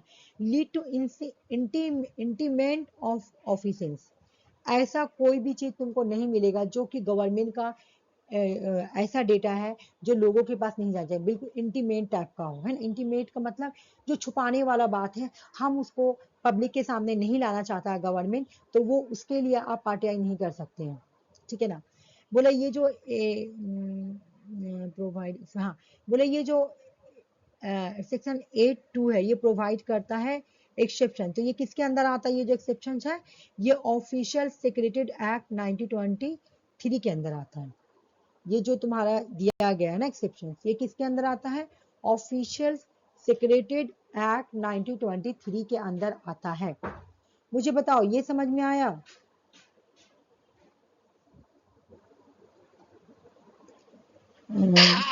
ठीक है, मैं दूसरा बता रही हूँ, आ जाओ। अब मैं तुम लोगों को एक यहाँ पे छूट गया है, ठीक है, मैं से हम यहाँ लिख दे रही हूँ। एक नंबर, आरटीआई सबसे पहले राजस्थान में आया था, ठीक ना। तो ये केस का नाम तुम लोगों को याद है, मैं बहुत बार पढ़ाई हूँ कि कौन सा केस के थ्रू आया था, केस याद है, केस कौन सा केस के थ्रू आया था RTI? Mansoor Rajnarayan.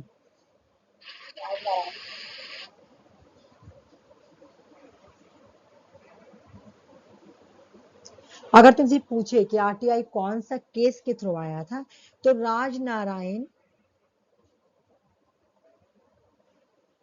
Versus UP, Uttar Pradesh, ठीक है, गवर्नमेंट। एक तो ये हो गया, दूसरा याद है, दूसरा तुम लोगों को याद है? एक मिनट रुकिए, मैं याद करवाई थी ना आरसी तुमको।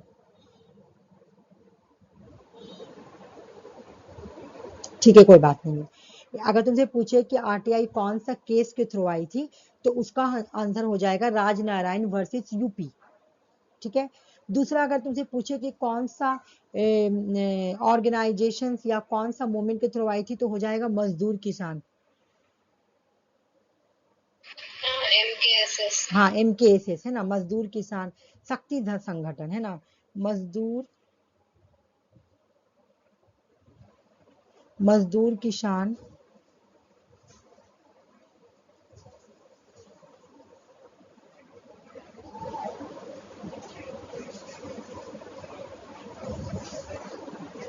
संगठन।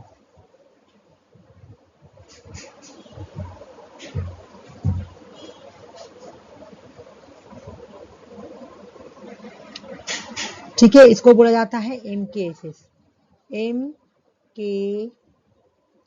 एमकेएसएस,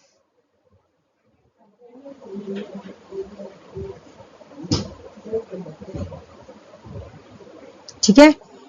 मजदूर किसान शक्ति संगठन, राजनारायण वर्सेस यूपी गवर्नमेंट, मजदूर किसान शक्ति संगठन एमकेएसएस।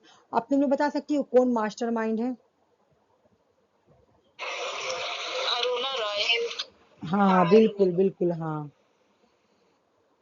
बिल्कुल सही बोली, अरुणा रॉय, हाँ। तो यहाँ पे मैं लिख दे रही हूँ कि आरटीआई में सबसे ज्यादा एक्टिव रोल किसका था, ठीक है ना, एक्टिव रोल किसका था?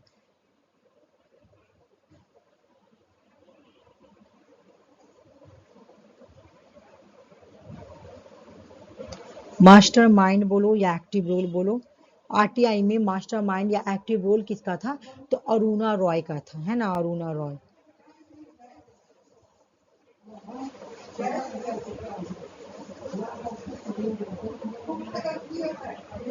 मैं सोचती हूँ ना कुछ छूटे ना, लेकिन फिर भी मेरे से कुछ ना कुछ छूट ही जाता है। आर ए, मैं बुक में पढ़ी थी ये वाला, ठीक है, लेकिन मैं इसको ऐड करना भूल गई, ठीक है ना। अगर पूछे कि कौन सा केस के थ्रू आई है, तो राजनारायण वर्सेस यूपी। कौन सा संगठन ने लाया था, तो मजदूर किसान शक्ति संगठन। कौन मास्टरमाइंड था, या कौन सा किसने आरटीआई को लाने के लिए एक्टिव रोल किया था, तो अरुणा रॉय, ठीक है, अरुणा रॉय, ठीक है ना। ये 3 याद कर लेना। उसके बाद हम लोग ऑब्जेक्टिव्स पढ़ते हैं। आरटीआई का ऑब्जेक्टिव्स क्या है? ऑब्जेक्टिव्स ऑफ द आरटीआई, देखो सबसे पहले इसका ऑब्जेक्टिव्स था तो सिटीजन को एम्पावरमेंट करना है, ठीक ना। सिटीजन को एम्पावरमेंट करने के लिए आया था पहला ऑब्जेक्टिव। ट्रांसपेरेंसी एंड अकाउंटेबिलिटी को प्रमोट करने के लिए आया था दूसरा ऑब्जेक्टिव। करप्शन को रिड्यूस करना था। और बेटर इंफॉर्मेशन सिटीजन, सिटीजन को बेटर इन्फॉर्म करना था, उसको अच्छा से जो भी इंफॉर्मेशन उसको चाहिए वो सिटीजन को देंगे, है ना। ये तो ऑब्जेक्टिव्स क्या था? पहला, सिटीजन को एम्पावरमेंट, ट्रांसपेरेंसी अकाउंटेबिलिटी, करप्शन को रिड्यूस, बेटर इन्फॉर्म करना इन सिटीजन को, ठीक है। ये पेज कंप्लीट हुआ। मैं चेंज करूं? मैं चेंज कर रही हूँ, ठीक है, ठीक है। अब आरटीआई का हम लोग पढ़ेंगे। ये जो आरटीआई पढ़े थे ना 2005 का पढ़े हम लोग, लेकिन 2019 वाला भी हम लोग को पढ़ना पड़ेगा। ये देखिए घबराना मत कितना बड़ा है, मैं इसको शॉर्टकट में याद करा दूंगी, ठीक है। देखो आरटीआई को एमेंड किया गया, कब एमेंड किया गया? तुमको 2005 में किया गया।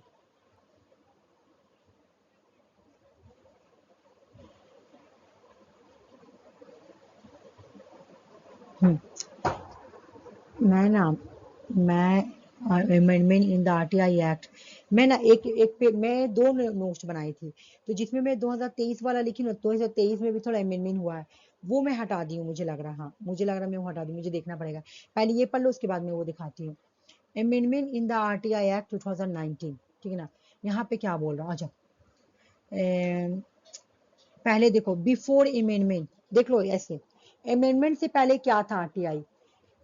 तुमको पता है ना आरटीआई में एक ये होता है चीफ इंफॉर्मेशन कमिश्नर होता है, आरटीआई में होता है, ठीक है।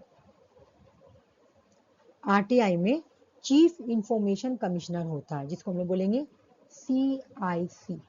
स्टेट के लिए अलग होगा, सेंटर के लिए अलग होगा, ठीक है, ये बात याद रखना। नाम रहेगा सीआईसी, लेकिन स्टेट का स्टेट लग जाएगा, सेंटर में सेंटर लग जाएगा, ओके। अब यहाँ बात सुनो, इनका जो टर्म था ना, और एक और था, 2 था, एक तो चीफ इंफॉर्मेशन कमिश्नर होता था और एक इंफॉर्मेशन कमिश्नर होता था, ठीक है। एक जो तुम्हारा, एक तो कौन होता था तुम्हारा? चीफ इंफॉर्मेशन कमीशन, एक होता था तुम्हारा सीआईसी, और एक था इंफॉर्मेशन कमिश्नर, ठीक है। सेंटर के लिए अलग और स्टेट के लिए अलग होता था, ठीक है। सेंटर के लिए अलग और स्टेट के लिए अलग, ठीक है, ये बात याद रखना। अगर तुमसे कोई पूछे कि क्या चीफ इंफॉर्मेशन कमिश्नर होते थे आरटीआई में, तो बिल्कुल इंफॉर्मेशन कमिश्नर भी होते थे, हाँ। तो पहले अमेंडमेंट से पहले इनका ना टर्म जो था ना वो 5 ईयर था, और एज जो था ना वो 65 एज था, ठीक है। ये था पहले, ठीक है, ये तुम्हारा पहले था, याद रखना, ठीक है। लेकिन आफ्टर अमेंडमेंट क्या हुआ? आफ्टर अमेंडमेंट बोला गया कि ये जो इनका जो टर्म है 5 ईयर जो फिक्स टर्म है, या जो 65 एज है, ये जो है ना इसको सेंट्रल गवर्नमेंट डिसाइड करेगी, ठीक है। The tuner is not determined by the central government without a specified duration. वो कोई ड्यूरेशन, वो कोई स्पेसिफाइड ड्यूरेशन नहीं देगी, या यही नहीं बोलेगी इतना इतना दिन, बल्कि इसका जो भी डिसीजन लेगी ना वो सेंट्रल गवर्नमेंट लेगी, ये बात। ये पहला तुम्हारा ये प्रीवियस क्वेश्चन भी है, ये पहला अमेंडमेंट हुआ। पहला अमेंडमेंट क्या हुआ कि जो सीआईसी था उसका टर्म था 5 ईयर और एज था 65 ईयर। उनको बोला गया कि इनका जो भी टीनर वगैरह होगा उसको कौन डिसाइड करेगा? सेंट्रल गवर्नमेंट डिसाइड करेगा, ओके।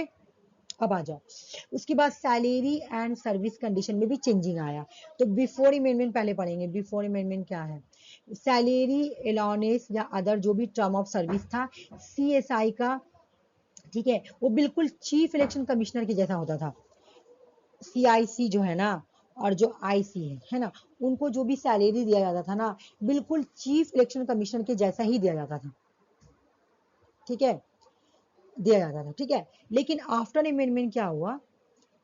देखो यहाँ पे लिखा हुआ है कि जो सीआईसी है उसकी सैलरी चीफ इलेक्शन कमिश्नर की तरह, और जो आईसी है जो सिर्फ इंफॉर्मेशन कमिश्नर है उसकी सैलरी इलेक्शन कमिश्नर की जैसा दिया जाता था। यहाँ पे ऐसे लिखा हुआ है, इक्विवेलेंट। आफ्टर अमेंडमेंट क्या हुआ कि ये सब जो सैलरी डिसाइड करने का जो अथॉरिटी है ना, ये central government now has the authority to prescribe the salary allowance and other term of service both CIC और आईसी, सेंट्रल लेवल पर या स्टेट लेवल पर। सीआईसी और आईसी का जो भी सैलरी होगी, जो भी अलाउंस होगी, सेंट्रल लेवल स्टेट लेवल का कौन डिसाइड करेगी? सेंट्रल गवर्नमेंट जो है ना वो डिसाइड करेगी। हो गया, समझ में आ गया? उसके बाद तुम्हारा एक होता है स्टेट इंफॉर्मेशन कमिश्नर, ठीक है। तो अमेंडमेंट से पहले वही वाला बात ऊपर वाला 5 ईयर था, 65 ईयर एज था। आफ्टर अमेंडमेंट क्या बोला गया कि सेंट्रल गवर्नमेंट, देखो हर जगह पावर सेंट्रल गवर्नमेंट को दे दिया गया। चीफ, ये वाला अगर नहीं भी याद करोगे तो इतना प्रॉब्लम नहीं है, बट ये दो को याद करना पड़ेगा कि चीफ इंफॉर्मेशन कमिश्नर है ना, चीफ इंफॉर्मेशन कमिश्नर को बिफोर अमेंडमेंट 5 ईयर टर्म्स था और 65 ईयर एज था, लेकिन आफ्टर अमेंडमेंट ये जो ट्यूनर का जो भी है ये सेंट्रल गवर्नमेंट को दे दिया गया। उनकी जो सैलरी थी, उनकी जो अलाउंस थी, ठीक है, उनकी जो भी सर्विस की टर्म्स एंड कंडीशन थी सीआईसी की, वो बिल्कुल चीफ इलेक्शन कमिश्नर की जैसी थी और आईसी के इलेक्शन कमिश्नर की जैसी थी। लेकिन आफ्टर अमेंडमेंट क्या कर दिया गया कि ये जितनी भी रिस्पॉन्सिबिलिटी है ना, ये सेंट्रल गवर्नमेंट को दे दी गई कि आप इसको चलाएं, ठीक है। और स्टेट इंफॉर्मेशन कमीशन में वही कि 5 ईयर का जो फिक्स टर्म था उसको कौन डिसाइड करेगा? सेंट्रल गवर्नमेंट डिसाइड करेगी। ये 2019 में तुम्हारा अमेंडमेंट हुआ था। देखो, जो हम लोग 8 सेक्शन पढ़े ना, हम लोग 8 सेक्शन पढ़े जिसमें था कि आप इंफॉर्मेशन नहीं दे सकते हैं। तो जो 8 सेक्शन का 1 है ना, 1J है ना, 1J इसको अमेंड किया गया, ठीक है। यहाँ पे क्या आया, ये 2023 में हुआ था, 2023 में, इसलिए मैं करा रही हूँ, ठीक है। यहाँ पे क्या किया गया, एक ये लाया गया digital digital digital personal data protection, PROTECTION protection, ठीक है, ये लाया गया, ठीक है। डिजिटल पर्सनल डेटा प्रोटेक्शन लाया गया, ठीक है। एक्ट है ये, एक्ट, इसको हम लोग बोलेंगे DPDP, ठीक है, digital personal data protection act, DPDP, ठीक है, इसको हम लोग बोलेंगे। यहाँ पे क्या बोला गया कि इस digital personal data protection act 2023 में क्या बोला गया कि जैसे तुम देखी होगी, तुम अगर कोई ऐप को लोड करती हो, तुम अगर कोई ऐप को लोड करो, ठीक है, लोड करो, डाउनलोड करो, तो वहां पे तुम्हारा क्या आएगा, अपना एक्सेस दो, अपना मोबाइल का एक्सेस दो, ठीक है, तुम्हारा पर्सनल डेटा मांगता है, ठीक है, तुम्हारा पर्सनल डेटा तुम्हारा मोबाइल में एक्सेस मांगता है, मतलब कि तुम्हारा गैलरी पे हो सके, तुम्हारा गैलरी पे एक्सेस मांग ले। तुम देखी होगी जैसे तुम कोई भी अगर ऐप को लोड करेगी तो वहां पे तुम्हें सबसे पहले आएगा कि तुमको डेटा पे एक्सेस देना होगा। फॉर एग्जाम्पल फोटोज पे, तुम्हारा फोटोज पे पूरा एक्सेस रहेगा, इस तरह आता है मैसेज, तुम यस कर देती हो, ठीक है। तो ये जो कंपनी तुमसे एक्सेस ली हो, तो मान लो तुम्हारा मोबाइल के अंदर कुछ ऐसा डेटा हो, ठीक है, कुछ ऐसा डेटा हो जो जो कि है ना, तुम सोचती होगी कि मैं किसी को ना दूं, ठीक है, वो किसी को वो हार्म होगा, तो ये क्या करेंगे, दूसरी कंपनी से बेच देते हैं। एक ये हो गया।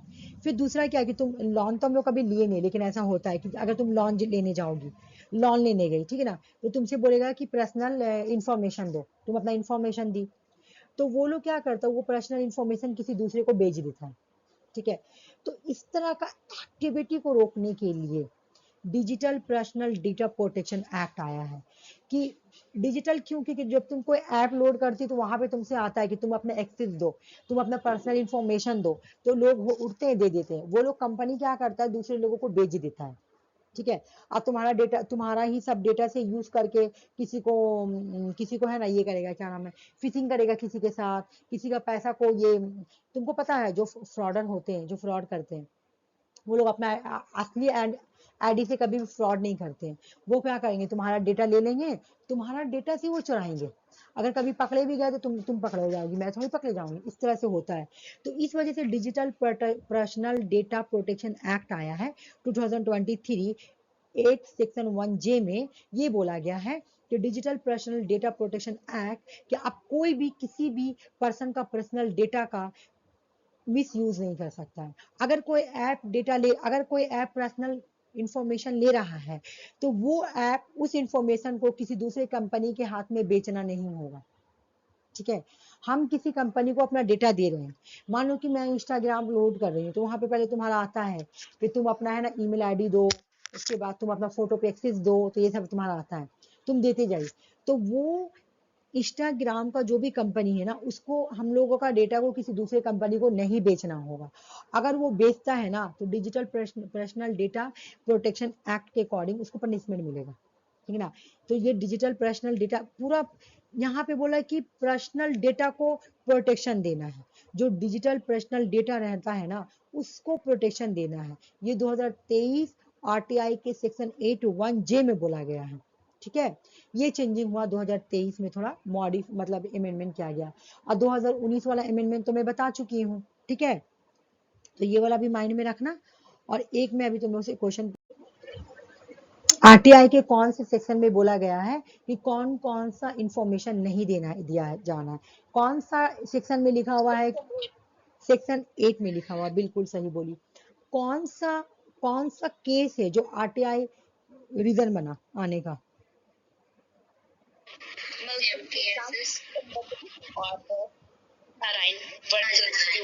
राजनारायण वर्सेस, हाँ राजनारायण वर्सेस वाला केस। ठीक है, बिल्कुल सही बोली, राजनारायण वर्सेस यूपी वाला केस। मास्टरमाइंड कौन है आरटीआई की? मास्टरमाइंड कौन है? अरुणा रॉय। ठीक है, बिल्कुल हो गया। संगठन बता दो। हाँ एमकेएसएस, आवाज नहीं आया था इस वजह से पूछे। हाँ बिल्कुल एमकेएसएस सही बोली। उसके बाद नेक्स्ट क्वेश्चन बताओ कि आरटीआई कब आया था? जून 2005 में 2005 में। इनैक्ट कब हुई थी? अक्टूबर 2005। बिल्कुल, इनैक्ट अक्टूबर 2005 में हुई थी। ऑब्जेक्टिव्स क्या है आरटीआई का?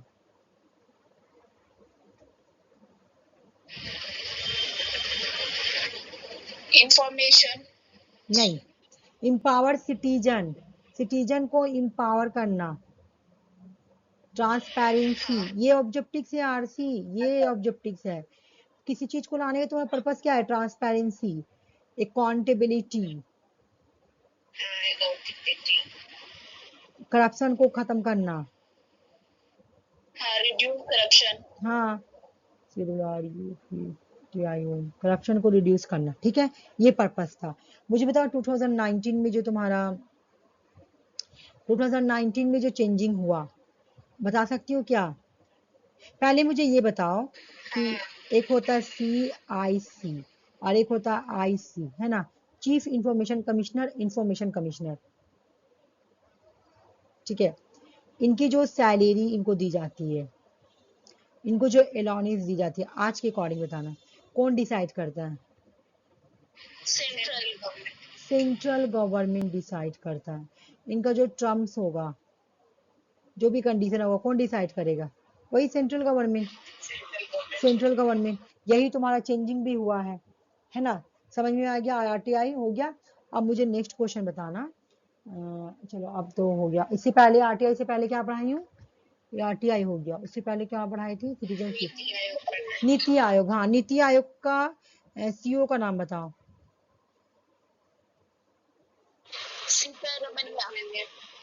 वाइस चेयर का नाम, वाइस चेयरमैन का नाम बताओ। सुमन बेरी, बिल्कुल। नेक्स्ट क्वेश्चन मुझे बताना, मैं बता रही हूँ, रुक जाओ। चलो, आज एक क्लास लास्ट है, नहीं लास्ट है, लेकिन एक चीज मुझे छूट गया, म्यूनसिपैलिटी से म्यूनसिपल कॉर्पोरेशन वाला छूट गया है। मैं कल देखती हूँ, कल तो और भी क्लास लाऊंगी, ये भी कराऊंगी। चलो आ जाओ। एक और चीज, रुको मुझे चार्ज लगाना पड़ेगा क्योंकि लैपटॉप का चार्ज खत्म हो गया।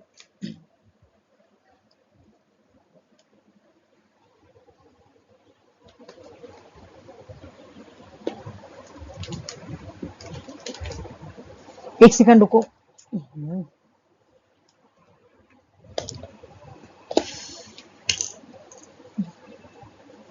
ठीक है, चलो आ जाओ।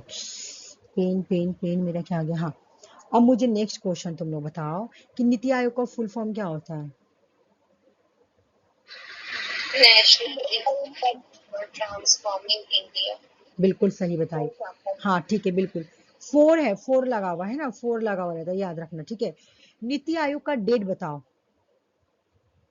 फर्स्ट जनवरी।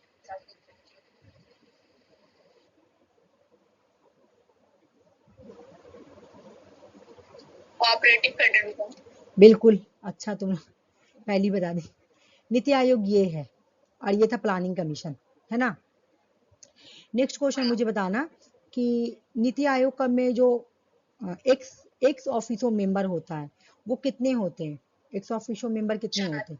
चार। चार में कौन कौन है, नाम बता दो। अमित शाह, हाँ राजनाथ सिंह, हाँ नितिन गडकरी। हाँ। और नहीं, नितिन गडकरी ने गलत बताई। राजनाथ सिंह, राजनाथ सिंह, अमित शाह, अमित शाह, निर्मला सीतारमण। निर्मला सीतारमण। हाँ, उसके बाद तुम्हारा ये निर्मला सीतारमण के बाद तुम्हारा ये, रुको बता रही हूँ, शिवराज सिंह चौहान, शिवराज सिंह चौहान, ठीक है, शिवराज सिंह चौहान। ये लोग चार हैं। नितिन गडकरी वगैरह वो लोग स्पेशल इन्विटीज में आते हैं, ठीक है। अच्छा, गवर्निंग काउंसिल में कौन कौन आएंगे? गवर्निंग काउंसिल में ऑल स्टेट के चीफ मिनिस्टर्स, है ना, ऑल स्टेट के चीफ मिनिस्टर्स और प्लस यूनियन टेरिटरीज, है ना, यूनियन टेरिटरीज के गवर्नर आएंगे, ठीक है। हो गया याद, ये भी कंप्लीट हो गया। अब चलो हम लोग दूसरा देखते हैं, सारा इसमें से आया हुआ भी है। सबसे पहले हम एक बात याद रखना कि अगर कोई पॉलिसी आया, डेट पूछे, 2015 में ज्यादा आया, मैं ये देखी हूँ, ठीक है, क्योंकि उस वक्त बीजेपी नया नया आई थी। नए नए बने थे। हाँ बने थे, तो इस वजह से वो लोग ज्यादा ही जोश में थे। चलो आ जाओ। सबसे पहले हम देखते हैं कि प्रधानमंत्री जन धन योजना, ठीक है, कब आई है? 2014 में, अगस्त 2014। इसको शॉर्टकट में बोलेंगे PMJDY, प्रधानमंत्री जन धन योजना। स्कीम क्या था? The scheme aim toward expansion and make affordable access to financial service such as a bank account, remittance, credits, insurance and pension. बोल रहा है कि इस, एक minute, this scheme is state by phrase मेरा खाता भाग्य विधाता, ठीक है। देखो यहाँ पे क्या था कि तुम्हारा यहाँ पे एक्सपेंड किया गया था कि सब फाइनेंशियल से सबको बैंक अकाउंट ही करने के लिए, ठीक है, सबका बैंक अकाउंट होगा, सब सब इंश्योरेंस कराएगा, सबको पेंशन दिया जाएगा। पहले तुमने देखती थी कि जो पढ़े लिखे हुए लोग रहते थे उनके पास ये नहीं होता था, मतलब बैंक अकाउंट नहीं होता था। लेकिन अब हर एक को कर दिया कि नहीं, हर एक के पास तुम्हारा बैंक अकाउंट होगा, ठीक है। तो प्रधानमंत्री जन धन योजना में क्या बोला गया था? मेरा खाता भाग्य विधाता। अगर तुमसे एग्जाम में क्वेश्चन पूछे कि मेरा खाता भाग्य विधाता किसमें बोला गया है, तो प्रधानमंत्री जन धन योजना में। My account bring me good Fortune, मतलब मेरा जो अकाउंट है ना वो मेरे लिए अच्छा करेगा, मतलब मेरा भाग्य लिखेगा, मेरा किस्मत लिखेगा, ठीक है, ये बोला जा रहा है। बाकी और इसमें कुछ ऐसा है नहीं। हाँ, इसको लाया था किसने? It is being work on by the ministry of finance. देखो फाइनेंस से रिलेटिव है, फाइनेंशियल सर्विस पे सबको affordable access of financial service पर, जैसे bank account, remittance, credit, insurance, pension. Bank account रहेगा तब तो तुम्हारे पास वो सब मिलेगा, तो इस तरह से। तो ये जो स्कीम है इसमें बोला गया था मेरा खाता मेरा भाग्य विधाता। My account bring me My account brings me a good fortune. It is a being work on by the Ministry of Finance. इसमें मिनिस्ट्री ऑफ फाइनेंस ने इस पे काम किया था, ठीक है। ये एक nation wide financial inclusion program था, बस इतना ही, ठीक है। आ जाओ यहाँ पे, मेकिंग इंडिया वाला भी तुम्हारा चला ही था, वही 2014 में, सितंबर में ही। द स्कीम क्या था? इसमें इतना पढ़ना कोई इंपॉर्टेंट नहीं है, लेकिन एक बार फिर भी देख लेते हैं। The scheme is empowered by the zero defect zero effect, it is taken by the ministry of commerce and industries.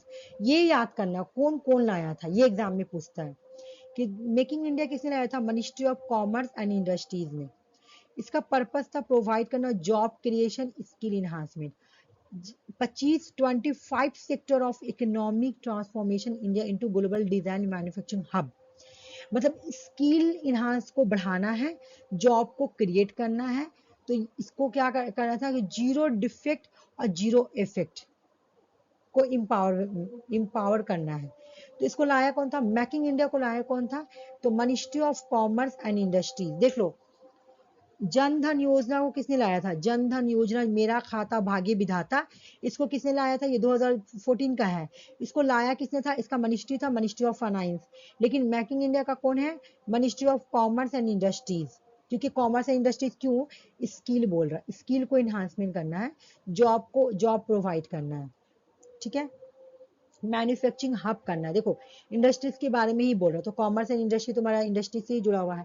उसके बाद स्वच्छ भारत मिशन, ये तो बहुत एग्जाम में भी पूछता है, ये इवन पूछा भी गया था पेपर 1 पेपर 2 दोनों में। ये 2 अक्टूबर, हाँ चलो यहाँ पे तो लिखा हुआ, चलो आ जाओ। The scheme represent itself as a step towards cleanliness. Swachh Bharat mission जो है ना, इसका पर्पस क्या था, इसका स्टेप क्या था, क्लीननेस करने के लिए, क्लीन की तरफ इंडिया बढ़े, ठीक है। This mission is taken under the ministry of drinking water and sanitation. सुनो अंजलि, कितना क्लास हो गया अंजलि, तुम अभी आ रही हो, बहुत सारा क्लास हो गया। अभी मैं एमसीक्यू क्वेश्चन नहीं ला रही हूँ ना, इस वजह से लेट हो गया मेरा। अच्छा ठीक है, रिकॉर्डिंग देख लेना, ठीक है। भारत मिशन, स्वच्छ भारत मिशन कब आया था, स्वच्छ भारत मिशन जो है ना, ये जो आया था ये 2 अक्टूबर, 2 अक्टूबर यहाँ पे लिख रही हूँ, 2 अक्टूबर यहाँ पे लिखा हुआ छूट गया, 2 अक्टूबर 2014 में गांधी जी की पैदाइश, क्योंकि गांधी जी उनके बर्थ एनिवर्सरी था, ठीक है ना। उसी टाइम गवर्नमेंट ने ये बोला कि हम लोग गांधी जी के लिए उनको मतलब ये करने के लिए हम लोग स्वच्छ भारत मिशन लाएंगे। और ये क्या था, क्लीननेस के लिए, मतलब सब झाड़ू देगा, ठीक है, सब साफ करेगा। मुझे याद है मेरी भाभी उस टाइम बीएड कर रही थी, तो वो जब बीएड कर रही थी ना, तो उन लोगों को ये टास्क दिया गया था कि तुम लोगों को रोड पे जाकर झाड़ू देना है, और वो लोग दी भी थी पूरा झाड़ू, जब ये आया था Swachh Bharat Mission. The scheme represent itself a step towards cleanliness, ठीक है। स्कीम का क्या पर्पस था, क्लीननेस की तरफ बढ़ना। इसका थीम क्या है, क्लीननेस, इंडिया को साफ करना है, ठीक है। This mission is taken under the ministry of drinking water and sanitation, ठीक है। इसको स्टार्ट किसने किया था, देखो इसको जो स्टार्ट किया था वो ministry of drinking water and sanitation है, ठीक है। इसको स्टार्ट किसने किया था, ये याद करना इंपॉर्टेंट है, ministry of drinking water, sanitation का मतलब क्या होता है, साफ सफाई, समझ जाना, ठीक है। एंड और भी कोई है, ministry of housing and urban affair. Rural में था ministry of drinking water and sanitation, और अर्बन एरिया में था ministry of housing and urban affair, ठीक है। अर्बन में अलग था और रूरल में अलग था, ठीक है। The plan include the construction of 1 crore house hold toilet, साफ करने के लिए 1 करोड़ घर में टॉयलेट बनाया गया। It aims toward open defection free India by 2 अक्टूबर 2014 होगा, यहाँ पे 19 नहीं होगा, 2014, देखो यहाँ पे 14 ठीक लिखा हुआ है।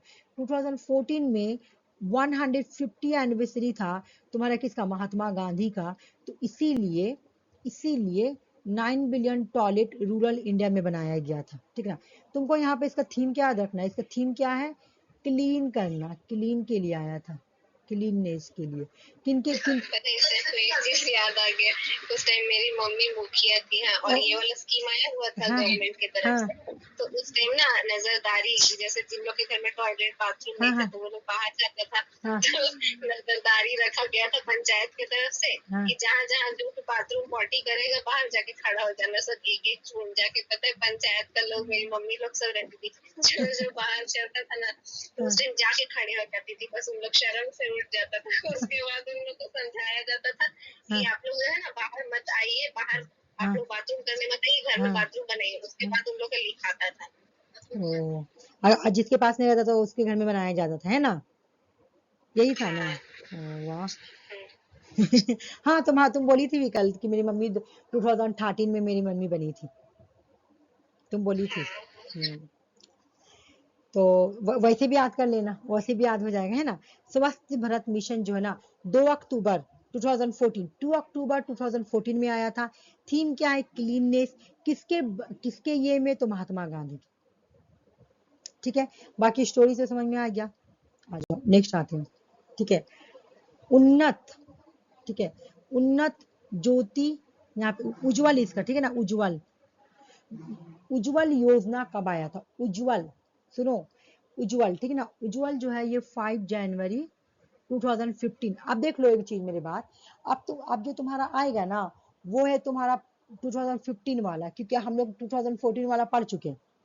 ठीक है, 2014 कंप्लीट हो गया, अब 2015 वाला पढ़ेंगे। तो इसमें आया उज्जवल, तो उज्जवल का फुल फॉर्म यहाँ पे लिखा हुआ है, Unnat Jyoti by affordable LEDs for all. तो उज्जवल, यहाँ पे तुम देखना उज्जवल। ठीक है, और है ना अंजलि, तुम मॉर्निंग तुम वो वाला क्लास क्यों नहीं कर रही हो? पेपर 1 का क्लास, वो भी क्लास करो। नहीं भी कर रही हो ना तो वीडियो में नहीं डाल पा रही हूँ, मैं भूल जा रही हूँ। कम से कम वीडियो डालूंगी तो देख लेना तुम, ठीक है? क्योंकि पेपर 1 का मैं सारा करवा रही हूँ उसमें। आज मैं कितना सारा करवाई हूँ, middle term fallacy, major term fallacy, minor term fallacy, उसके बाद इनफॉर्मल फैलेसी, ये सब करवा चुकी हूँ।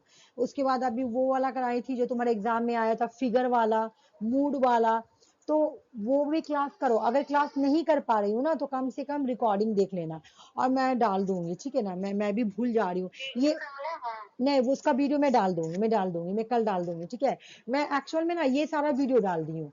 आज मैं गुड हाँ, आज मैं गुड गवर्नेंस का वीडियो डाली हूँ, तुम देख लेना। कल वाला दिन में जो कल क्लास हुआ था, कल जो 3 बजे क्लास हुआ था वो डाली थी, रात में मैं डालूंगी। एक्चुअल में क्या होता है कि लोड होने में भी थोड़ा लेट होता है ना, इसलिए मैं पेपर 1 का कल डाल दूंगी, पहला दिन वाला से डाल दूंगी। तो सब देख लेना कैसे कैसे होगा, नहीं समझ में आएगा तो फिर मुझसे पूछना, ठीक है? क्योंकि पेपर 1 का भी देखो इम्पोर्टेंट है, पेपर 1 में भी तुमको कम से कम 5 मार्क्स लाना पड़ेगा, ठीक है?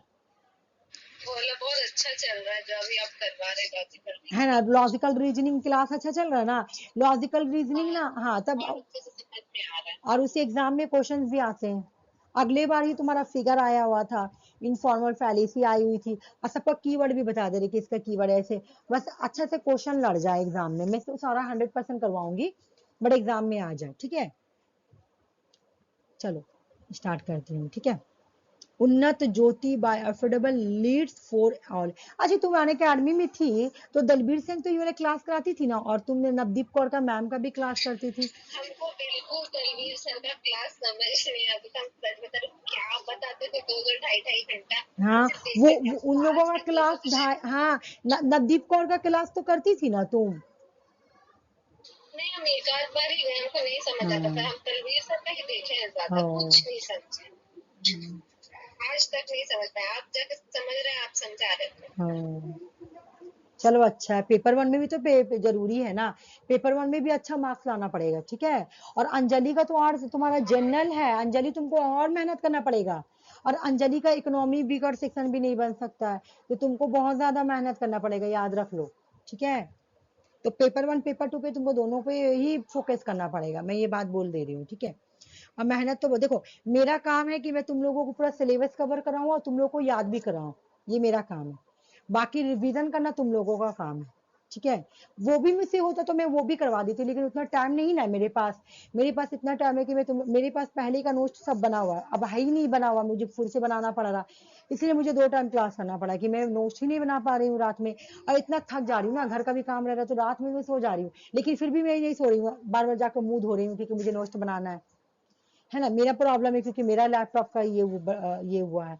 तो इस वजह से तुमको उसी तरह मेहनत करना पड़ेगा कि मैम बस इतना, मैम मुझे पढ़ा दे रही, याद करा दे रही, मुझे इसको रिवीजन करना है, ठीक है, एग्जाम में बस तुमको करके आना है। चलो, Unnat Jyoti by affordable LEDs for all, Ujjwal कब आया था? 2015 में आया था, ठीक है। और ये वीडियो में डाला है। क्या बोल रही है अंजलि? पेपर 1 का वीडियो हम डाल देंगे, कल डाल देंगे, टेंशन मत, तो मैं डाल दूंगी। क्लास के लिए भी वीडियो नहीं डाला है। हाँ, आज जो डाली वो मॉर्निंग क्लास,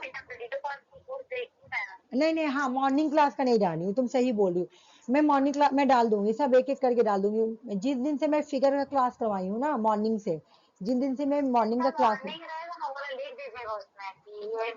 ठीक है ठीक, मैं लिख दूंगी, बहुत ठीक है, ठीक है, मैं लिख दूंगी ये मॉर्निंग का क्लास है, बाकी मैं देखती हूँ। पेपर 1 लिख दीजिएगा। हाँ, पेपर 1, अब पेपर 1 और लिख दूंगी मॉर्निंग क्लास, ठीक है, पेपर 1 मॉर्निंग क्लास। अभी क्लास करने के बाद मैं लोडिंग पे लगा दूंगी, और लोड हो गया तो मैं रात तक सेंड कर दूंगी, ठीक है, मैं कर दूंगी, टेंशन मत लो। पहले मैं फिगर वाला डाल दूंगी, उसके बाद मैं ये डिस्ट्रीब्यूटेड अनडिस्ट्रीब्यूटेड जैसे जैसे सब है मैं डाल दूंगी, ठीक है, ठीक है, चलो आ जाओ, कोई बात नहीं, तुम, मैं डाल दूंगी, तुम देख लेना। ऐसे क्या होता है, लाइव करने से इंटरेक्टिव हो जाता है, अब मैं क्वेश्चन पूछ रही हूँ, तुम लोग बता रही हो, तो तुम लोगों को भी थोड़ा माइंड में बैठेगा एग्जाम में कि हाँ ये ऐसी पूछी थी तो ऐसे हुआ था, तो इस वजह से मैं बोलती हूँ, ठीक है। लेकिन अगर जब टाइम नहीं है तो तुम रिकॉर्डिंग भी देख सकती हो, कोई बात नहीं। कल मॉर्निंग में क्लास है, ठीक है, कल मॉर्निंग में है और अभी क्लास रहेगा, ठीक है, कल मॉर्निंग में है, और मॉर्निंग में 8:30 बजे से लेकर 9:30 बजे तक का, और फिर शाम में रहेगा, ठीक है। आ जाओ, Unnat Jyoti by affordable LEDs for all, Ujjwal. और आज का ये क्लास कंप्लीट हो जाएगा, आज पब्लिक पॉलिसी कंप्लीट, कल से दूसरा टॉपिक स्टार्ट होगा। फिर दूसरा वाला ये जो है, बेटी बचाओ बेटी पढ़ाओ, BBB, बेटी बचाओ बेटी पढ़ाओ, ठीक है ना। फ्लैक्सिब, फ्लैक्सिब, ये क्या है, ये कौन सा योजना है? फ्लैगशिप है, उड़ने वाला वो योजना है ना। ये इनिशिएटिव किया गया था, गवर्नमेंट ऑफ इंडिया ने इसको स्टार्ट किया था, प्राइम मिनिस्टर नरेंद्र मोदी, पानीपत में, हरियाणा में, 22 जनवरी और 2015 में। बेटी बचाओ बेटी पढ़ाओ क्या है? बेटी बचाओ बेटी पढ़ाओ। आरसी का डिस्टर्बेंस हो रहा है क्या? क्या आरसी, तुम्हारा प्रॉब्लम हो रहा है क्या? हाँ, आवाज नहीं आ रही थी तो इसलिए हम लेफ्ट हो गए, फिर रिफ्रेश अच्छा, किया अब आवाज आ रही ना, देखो ठीक आ रही ना, ठीक है। बेटी, हाँ ठीक है, बेटी बचाओ बेटी पढ़ाओ जो है ये फ्लैगशिप है, ठीक है। इसे इनिशिएटिव किया है, इसे किसने स्टार्ट किया था? गवर्नमेंट ऑफ इंडिया ने, नरेंद्र मोदी ने, पानीपत हरियाणा में 2015 और 22 जनवरी, ठीक है। द स्कीम क्या था? स्कीम का पर्पस एक बार पढ़ेंगे। The scheme aim to address the decline child sex ratio and promote the education empowerment of girls across the country. पूरे कंट्री में जो गर्ल्स है ना, पूरे कंट्री में जो गर्ल्स है ना, उनको एम्पावरमेंट करना है मुझे, उनको एडुकेट करना है, ठीक है। और चाइल्ड सेक्स रेशियो डिक्लाइन हो रहा था, ठीक है। डिक्लाइन कैसे? सुनो, अब बहुत सारे लोगों का ऐसी मेंटेलिटी होती है, लड़की है, लिंग पता करो, उसको गिरा दो, तो बोला डिक्लाइन सेक्स रेशियो, ये देखने को मिला था जब तुम्हारा सर्वे हुआ ना, तो डिक्लाइन सेक्स रेशियो देखने को मिला।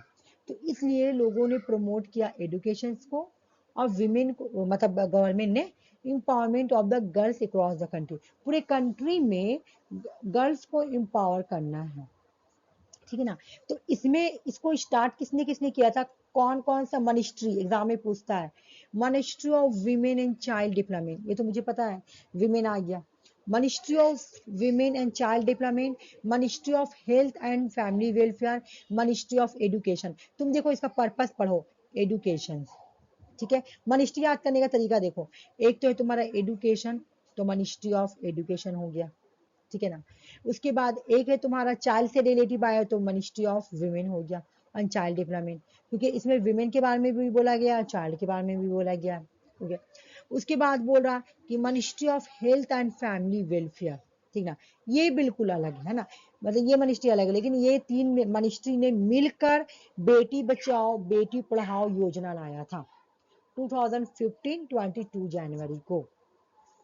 ठीक है, याद करो कि ये जो तुम्हारा स्कीम है ना, ये जो तुम्हारा स्कीम है, इट इज ये जो स्कीम है, ministry of women and child development, ministry of health and family welfare, ministry of education, ठीक है, इन तीनों ने मिलकर बेटी बचाओ बेटी पढ़ाओ ये योजना लाया था।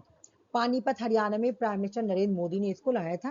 ठीक है, मतलब इसको स्टैब्लिश किया था, वहीं पे लॉन्च किया था। तो कौन कौन मिनिस्ट्री है, तो एक तो वीमेन चाइल्ड मिनिस्ट्री है, उसके बाद health and family welfare ministry है, फैमिली वेलफेयर मिनिस्ट्री है, दूसरा मिनिस्ट्री ऑफ एजुकेशन है, दूसरा मिनिस्ट्री ऑफ एजुकेशन। ठीक है, उसके बाद तुम्हारा है अटल पेंशन योजना। ठीक है, अटल पेंशन योजना में ये कब की है, ये भी 2015 की है।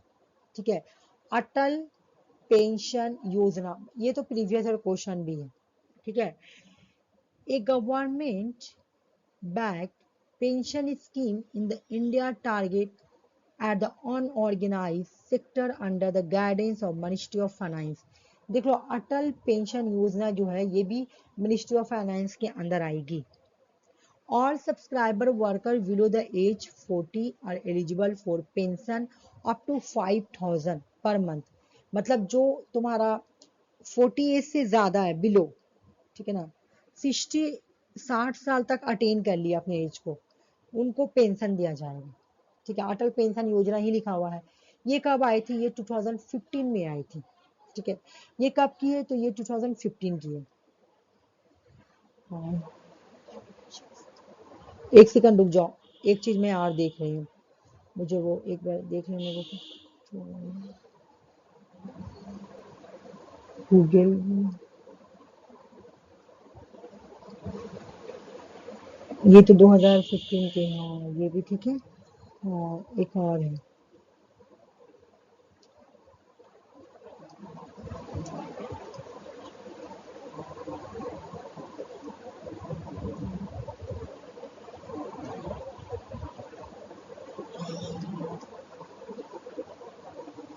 ठीक है, अटल पेंशन योजना कब की है, 2015 की है ना, कब की है, तुम्हारा 2015 की। उसके बाद आएगा Atal mission for rejuvenation and urban transformation, AMRUT. ठीक है, यहाँ पे अटल पेंशन योजना है, यहाँ पर Atal mission for rejuvenation and urban transformation, जिसको अमरूत बोलेंगे। ये भी कब की है, 2015 की है। ठीक है, लेकिन देखो ये मई की है और ये तुम्हारी जून की है। ठीक है, ये तुम्हारी मई की है और ये तुम्हारी जून की है, याद रख लो, ये मई की है एक और एक जून की है।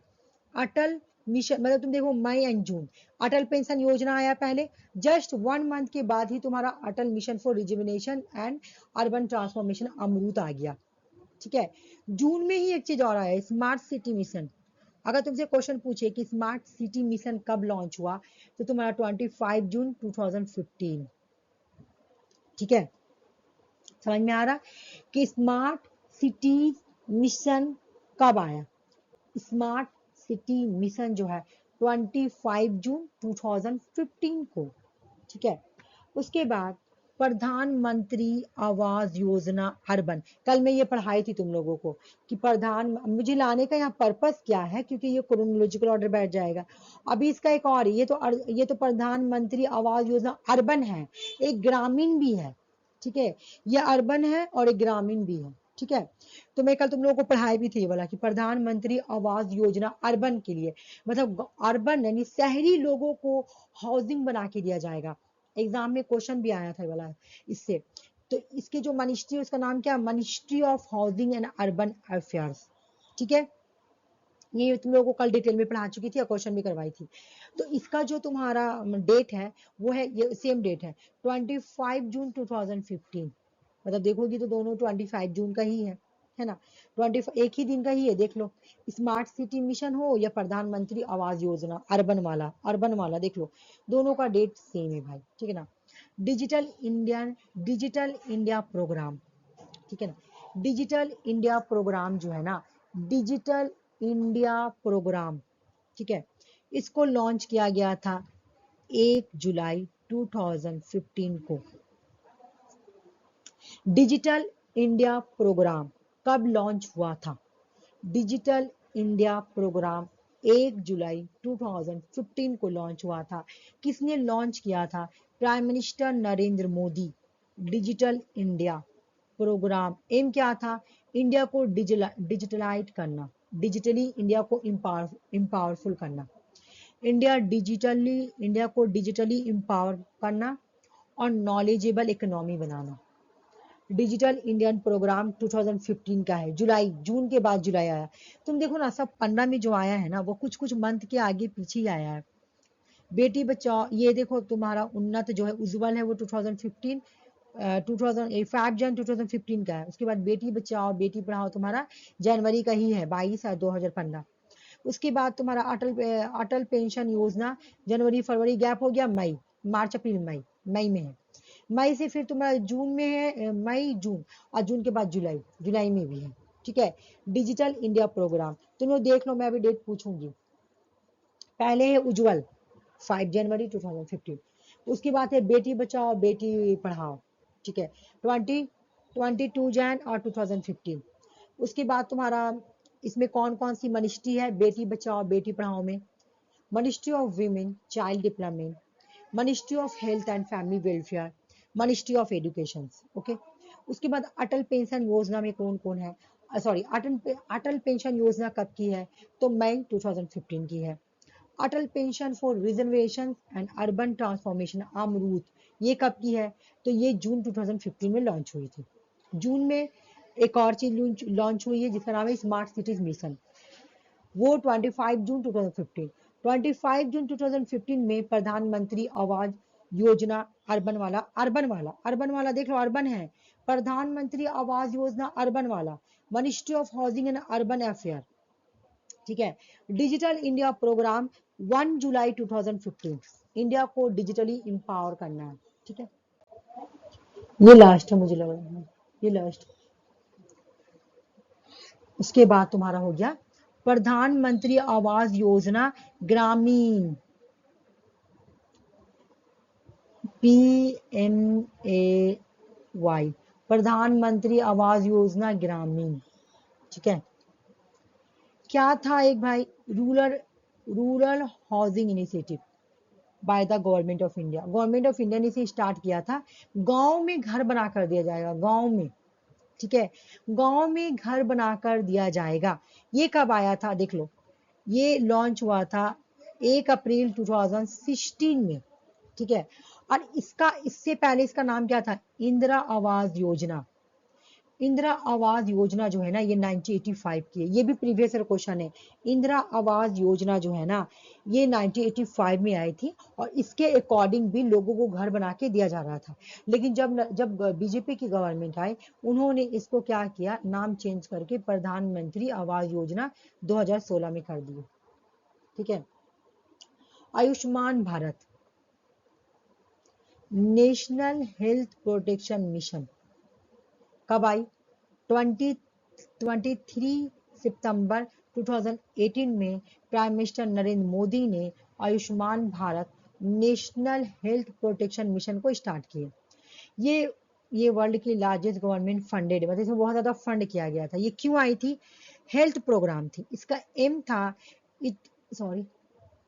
It aims to provide financial protection for secondary and tertiary health care service to over 10 crore लोगों को हेल्थ प्रोवाइड करना, ठीक है ना, लोगों को हेल्थ केयर प्रोवाइड करना, ठीक है, बताना कि कैसे कैसे अपने हेल्थ को सही करना है।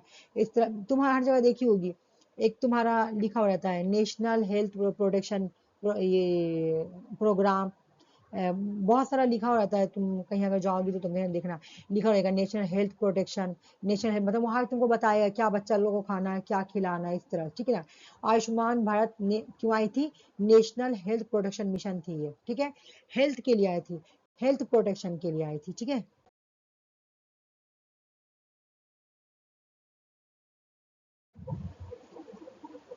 एक और है, ये भी प्रीवियस क्वेश्चन है, नेशनल फूड सिक्योरिटी मिशन कब आई थी, 2007 में, ठीक है। और ये भी तुम्हारा प्रीवियस क्वेश्चन है, पहले इसको पढ़ लेते हैं। नेशनल फूड सिक्योरिटी मिशन जो है ना, ये एक सेंट्रली स्पॉन्सर स्कीम है। तुम लोग देखिए जितना भी था सब सेंट्रली स्पॉन्सर था, है ना। नहीं, कहीं पे मिनिस्ट्री अलग थी, कहीं कहीं भी सेंट्रल ने उसको लॉन्च किया था। लेकिन जैसे अभी लोग बेटी पढ़ाओ बेटी बचाओ, तो उनमें 3 मिनिस्ट्री थी, है ना, एक तो तुम्हारा विमेन, एक तुम्हारा विमेन एंड चाइल्ड, एक फैमिली वेलफेयर, और एक तुम्हारा कौन सा था, एजुकेशन, ठीक है, ये 3 मिनिस्ट्री थी। तो मिनिस्ट्री भी देख लेना, ठीक है, याद कर लेना। नेशनल फूड सिक्योरिटी मिशन कब आई थी, 2007 में, याद करना है। क्यों आई थी, to enhance good grain production and ensure food security के लिए आई थी। फूड को कैसे प्रोडक्शन करना है और फूड को कैसे सिक्योर रखना है, ये मिशन फोकस था इंक्रीज प्रोडक्शन ऑफ राइस। जैसे चावल के राइस को, चावल की जो प्रोडक्शन होती है उसको उसको प्रोटेक्शन देना, वीट, पल्सेस, ये सबको प्रोटेक्शन देना, और साथ में कैसे सिक्योर करके रखना इसमें बोला गया था। नेशनल फूड सिक्योरिटी एक्ट, है ना, NFSA, यहाँ पे NSA, यहाँ खाली मिशन है ना, ओ सेम है, नेशनल फूड सिक्योरिटी मिशन है, यहाँ पे नेशनल फूड सिक्योरिटी एक्ट। मैं तुम लोग से अभी क्वेश्चन भी पूछूंगी, तुम लोग मुझे बताना, ठीक है। नहीं होगा तो बार बार याद करेंगे, क्योंकि ये ज्यादा हार्ड है, मुझे लग रहा याद करने में तुम लोगों को प्रॉब्लम देगा। इसको जो है ना, नेशनल फूड सिक्योरिटी एक्ट जो है ना, इसको क्या बोला जाता है, राइट टू फूड एक्ट भी बोला जाता है, ठीक है, इसको राइट टू फूड एक्ट भी बोला जाता है। एक नंबर हो गया। इसका दूसरा नाम है, ये कब आई थी, दूसरा नाम, दूसरा क्वेश्चन, 12 सितंबर 2013 में ये आई थी। इनैक्ट कब हुई थी, तो फिफ्थ जुलाई 2013 में ये इनैक्ट हुई थी, ठीक है।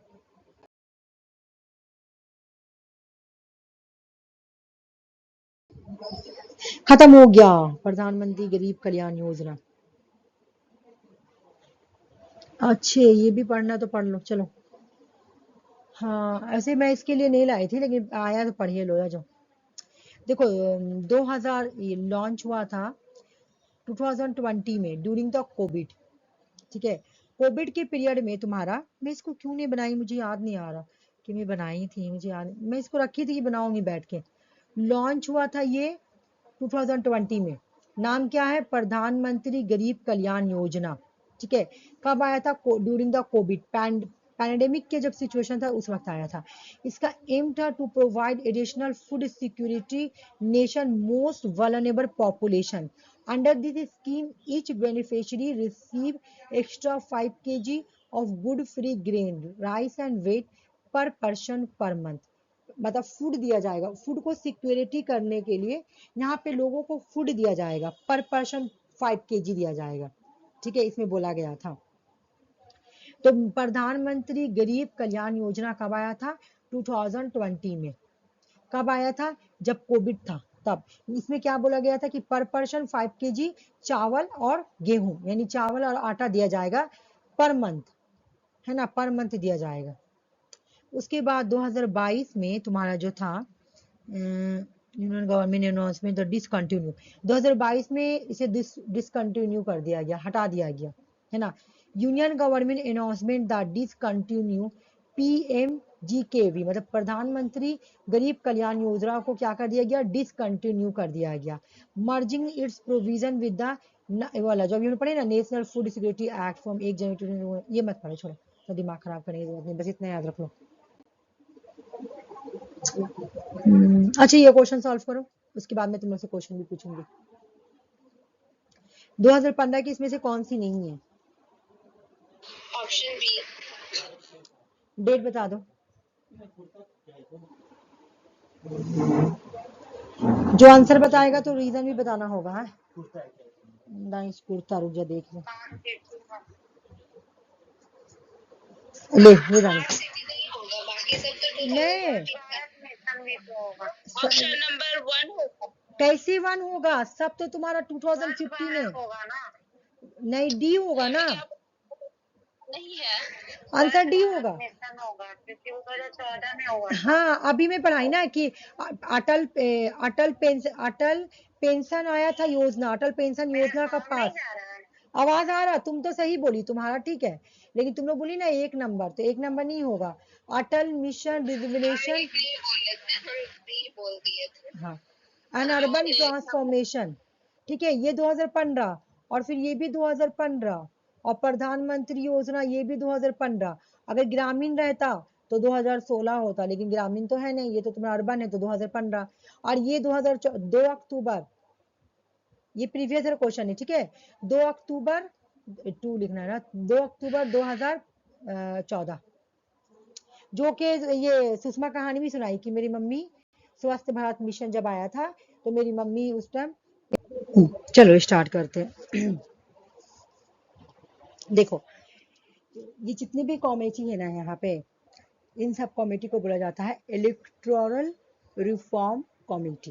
मैं यहाँ पे लिख दे रही हूँ, बिकॉज यहाँ पे उतना मतलब स्पेस था नहीं, तो इसलिए मैं ऊपर लिखी नहीं।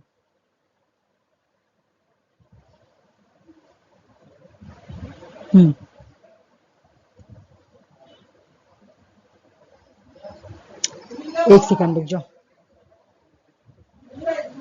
कुछ आज से यूनिट 8 स्टार्ट करेंगे, ठीक है ना, आज से यूनिट 8 स्टार्ट होगा, बस ये कर लेते हैं, म्यूनिसिपैलिटीज कर लेते हैं, उसके बाद यूनिट 8 स्टार्ट करेंगे।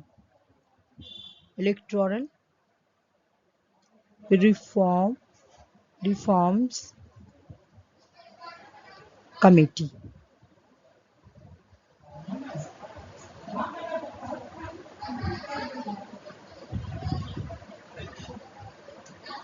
ठीक है। एक सेकंड रुको सुषमा, मेरे लैपटॉप ऐसे रखा हुआ ना कि मुझे लिखने में नहीं बन रहा, मैं थोड़ा सेट कर लेती हूँ।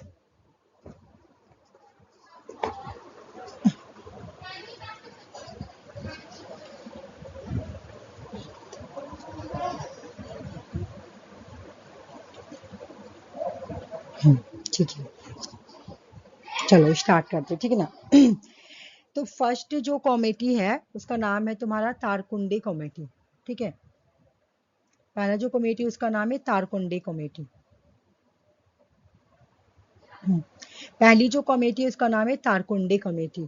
तो ये एग्जाम में आता है, ये ज्यादातर कमेटी ना 2 तरीके से क्वेश्चन आता है, मैं बता रही हूँ। देखो, पहले आता है तुम्हारा chronological order, 1 number question.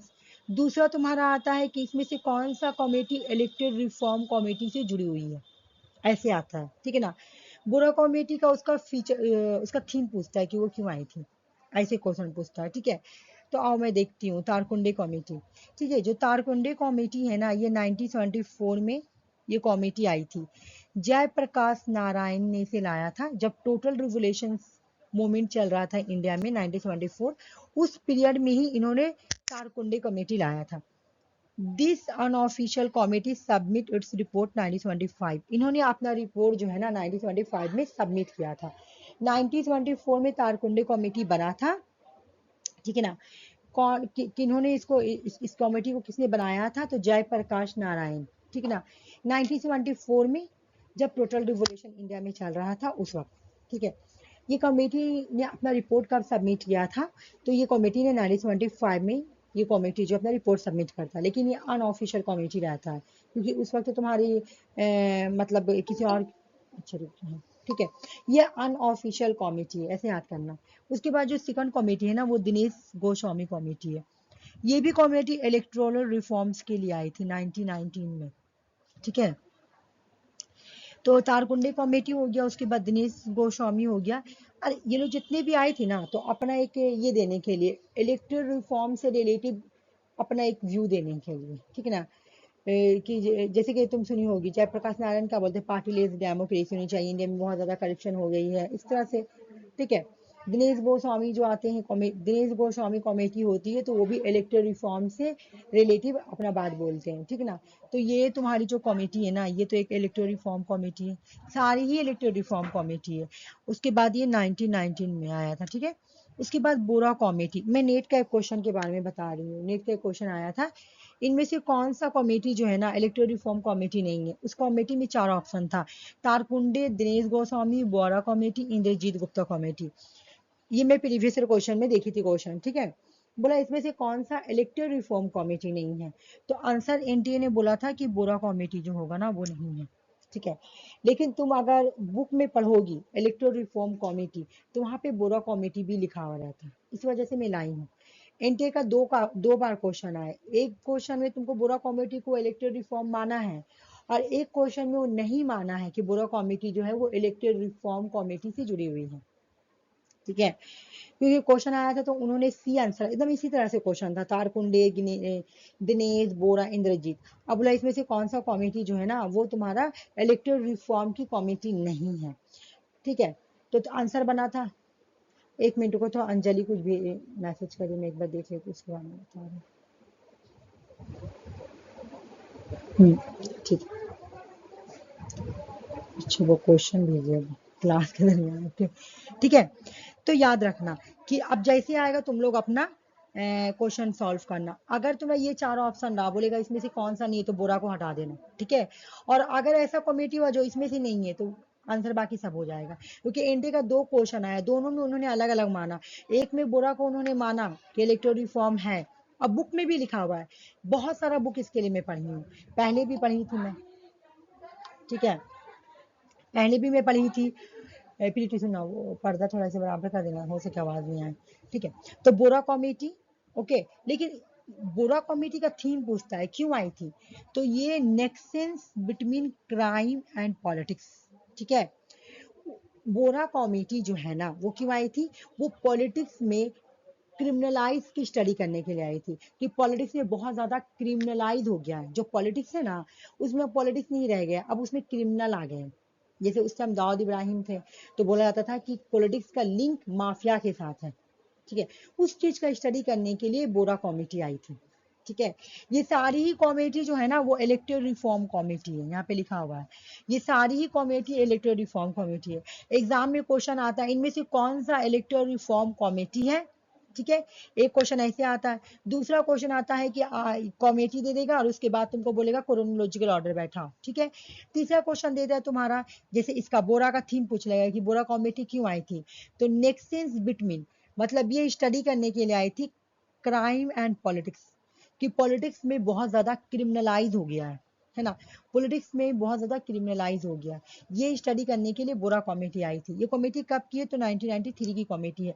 Indrajit Gupta committee जो है ना ये स्टेट फंडिंग ऑफ इलेक्शंस, मतलब बोला गया था कि स्टेट में भी इलेक्शन के लिए फंड दिया जाए, ये 1988 की कमेटी है।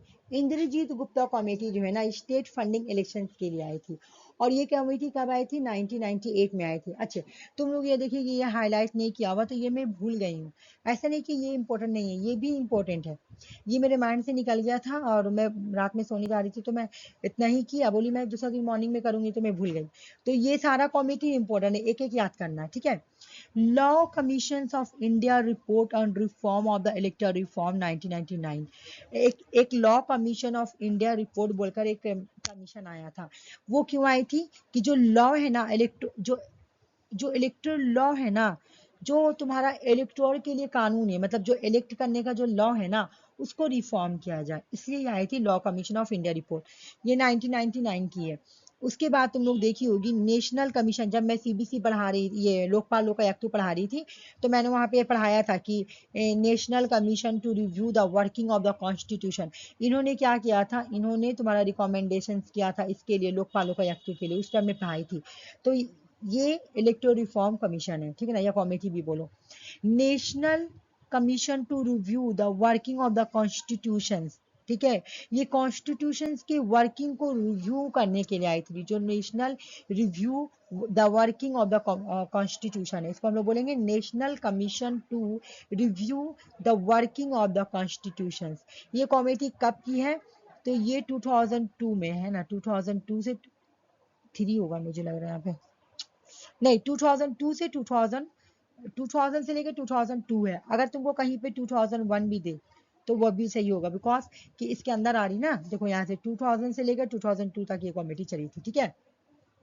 इसके हेड कौन थे? तो एन वेंकटाचार्य थे, एन वेंकटाचार्य, ठीक है, एन वेंकटाचार्य थे। उसके बाद फिर 2004 में इलेक्शन कमीशन ऑफ इंडिया का रिपोर्ट प्रपोज किया गया था, तो उन्होंने भी बोला था कि इलेक्टोरल रिफॉर्म करना चाहिए, ठीक है। जीवन रेड्डी कमेटी, जीवन रेड्डी कमेटी 2004 की है। Second administrative reform commission, Birappa मोली इसके चेयरमैन थे, ठीक है। ये वाला देख लो एक बार, Tarkunde Dinesh Bora, Indrajit, law commission, national commission to review the working of the constitution, election commission of India report. अगर ये सब ना भी याद करो तो कम से कम नाम वाले याद कर लें, जैसे जीवन रेड्डी कमेटी 2004 की है। Second administrative reform commission of India report, ये तो तुम्हारा सेकंड एडमिनिस्ट्रेटिव रिफॉर्म कमीशन है, सेकंड एआरसी, इसको शॉर्ट फॉर्म में सेकंड एआरसी बोलेंगे।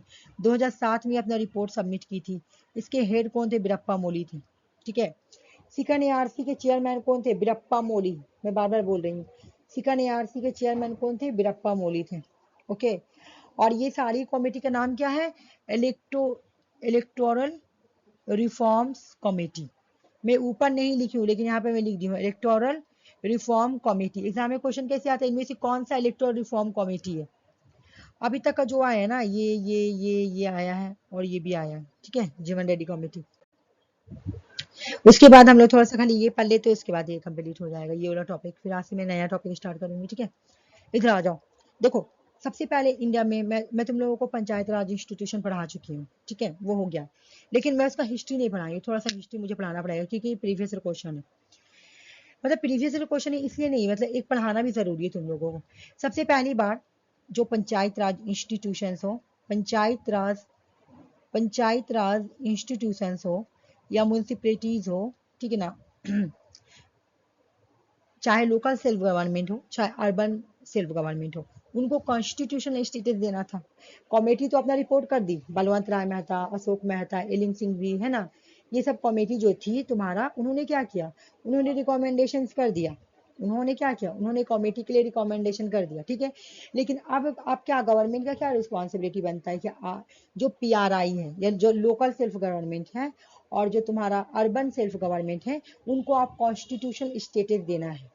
तो सबसे पहली बार लोकल गवर्नमेंट हो या जो ये चाहे म्यूनसिपैलिटीज हो, ठीक है ना, कहाँ गया, चाहे तुम्हारा ये म्यूनसिपैलिटीज हो या पंचायत राज हो, ठीक है ना, चाहे म्यूनसिपैलिटीज हो चाहे पंचायत राज हो, इनको कॉन्स्टिट्यूशनली स्टेटस देने के लिए पहली बार 64 अमेंडमेंट बिल के थ्रू इसको लोकसभा में इंट्रोड्यूस किया गया, ठीक है ना। डेट देखो 1989 है, ठीक है। गवर्नमेंट ऑफ इंडिया ने इंट्रोड्यूस किया था 64 अमेंडमेंट बिल। अगर एग्जाम में क्वेश्चन पूछा जाए कि पहली बार पंचायत राज इंस्टीट्यूशन या लोकल सेल्फ गवर्नमेंट या अर्बन सेल्फ गवर्नमेंट या म्यूनसिपैलिटीज को पहली बार इसको ये का मतलब उसको लीगल स्टेटस देने के लिए कब पार्लियामेंट में इंट्रोड्यूस किया गया था? तो 1989 में। तो कौन सा अमेंडमेंट के थ्रू इसे पहली बार इंट्रोड्यूस किया गया था? तो 64 अमेंडमेंट बिल 1989 में, ठीक है। लेकिन बिकॉज पार्लियामेंट उस वक्त डिसॉल्व हो गई थी, इस वजह से बिल भी फेल हो गई थी। नहीं, but it bill get to require support, इसको उतना सपोर्ट नहीं मिला, इसलिए बिल जो है ना तुम्हारा क्लब्स कर गई।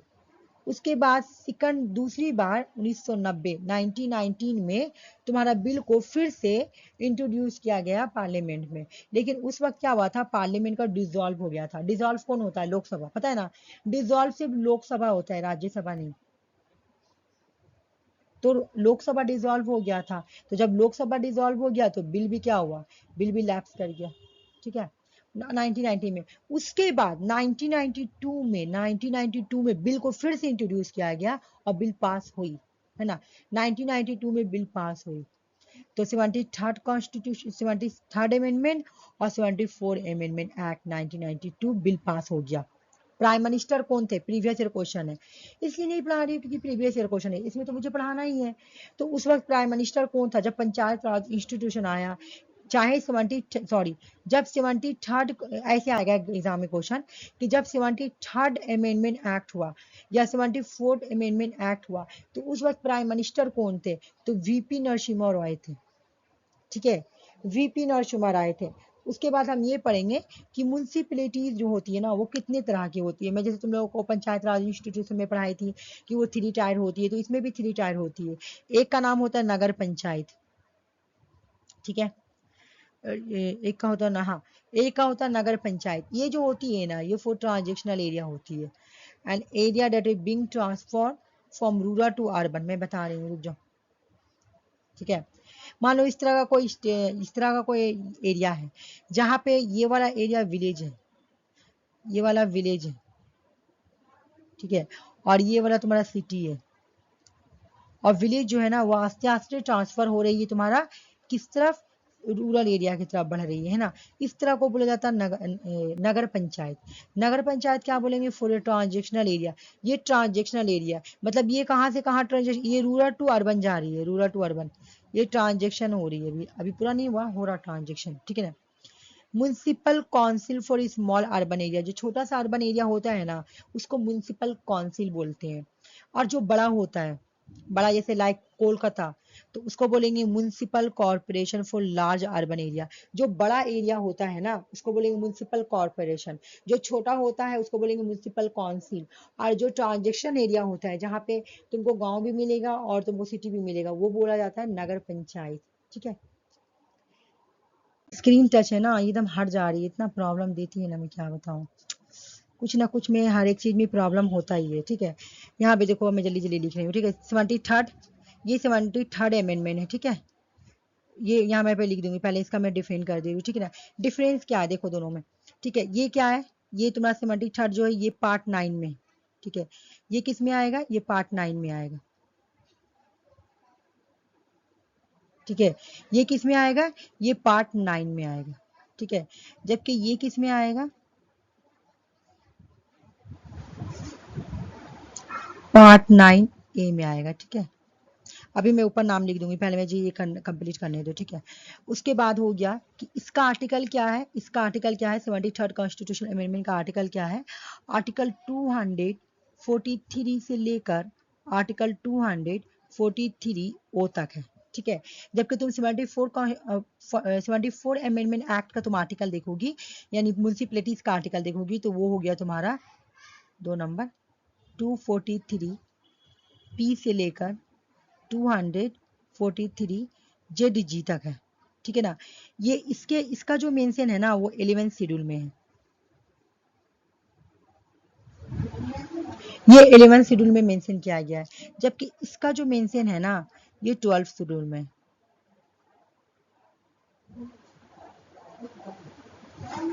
ठीक है। उसके बाद अगर तुम देखोगी यहाँ पे, तो इसमें जो तुम्हारा है ना 29 सब्जेक्ट है, 29 सब्जेक्ट, ठीक ना। इसमें 29 सब्जेक्ट है। जबकि तुम इसमें देखोगी क्या नाम है इसमें, ये वाला में, ठीक है। तो इसमें तुमको 18 सब्जेक्ट मिलेगा, ठीक है। कितना सब्जेक्ट मिलेगा, 18 सब्जेक्ट मिलेगा, ठीक है। इसमें वार्ड होता है, ठीक है ना, इसमें वार्ड आता है। जबकि इसमें क्या आता है, तुम्हारा पंचायत आता है,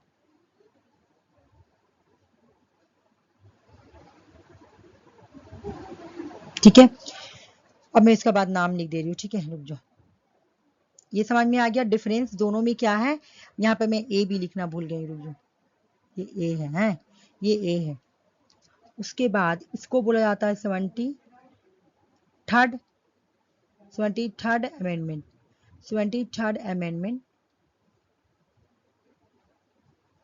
एक्ट, ठीक है।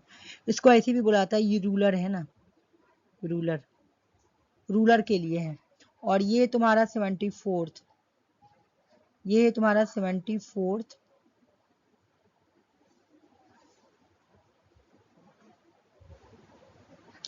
अमेंडमेंट एक्ट अर्बन के लिए, urban local self urban local self government, यहाँ पे रूरल सेल्फ गवर्नमेंट। बस इतना याद रखना, ठीक है। ये पार्ट 9 में है, ये पार्ट 9A में है। इसका आर्टिकल 273 का आर्टिकल 243 से लेकर 243 ओ तक है। इसका आर्टिकल 243 पी से लेकर ओ के बाद पी आएगा, पी से लेकर जेड जी तक है। 11 शेड्यूल में मेंशन है 73 कॉन्स्टिट्यूशन अमेंडमेंट एक्ट, यानी पंचायत राज इंस्टीट्यूशन, ये इसको बोलेंगे पंचायत राज, है ना, PRI, पंचायत राज इंस्टीट्यूशन। इसको बोलेंगे म्यूनिसिपैलिटीज।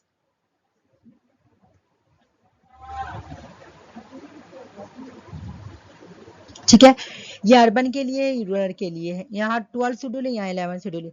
यहाँ 29 सब्जेक्ट पे काम होता है, यहाँ 18 सब्जेक्ट पे। यहाँ पे वार्ड है और यहाँ पे पंचायत है। ठीक है, चलो।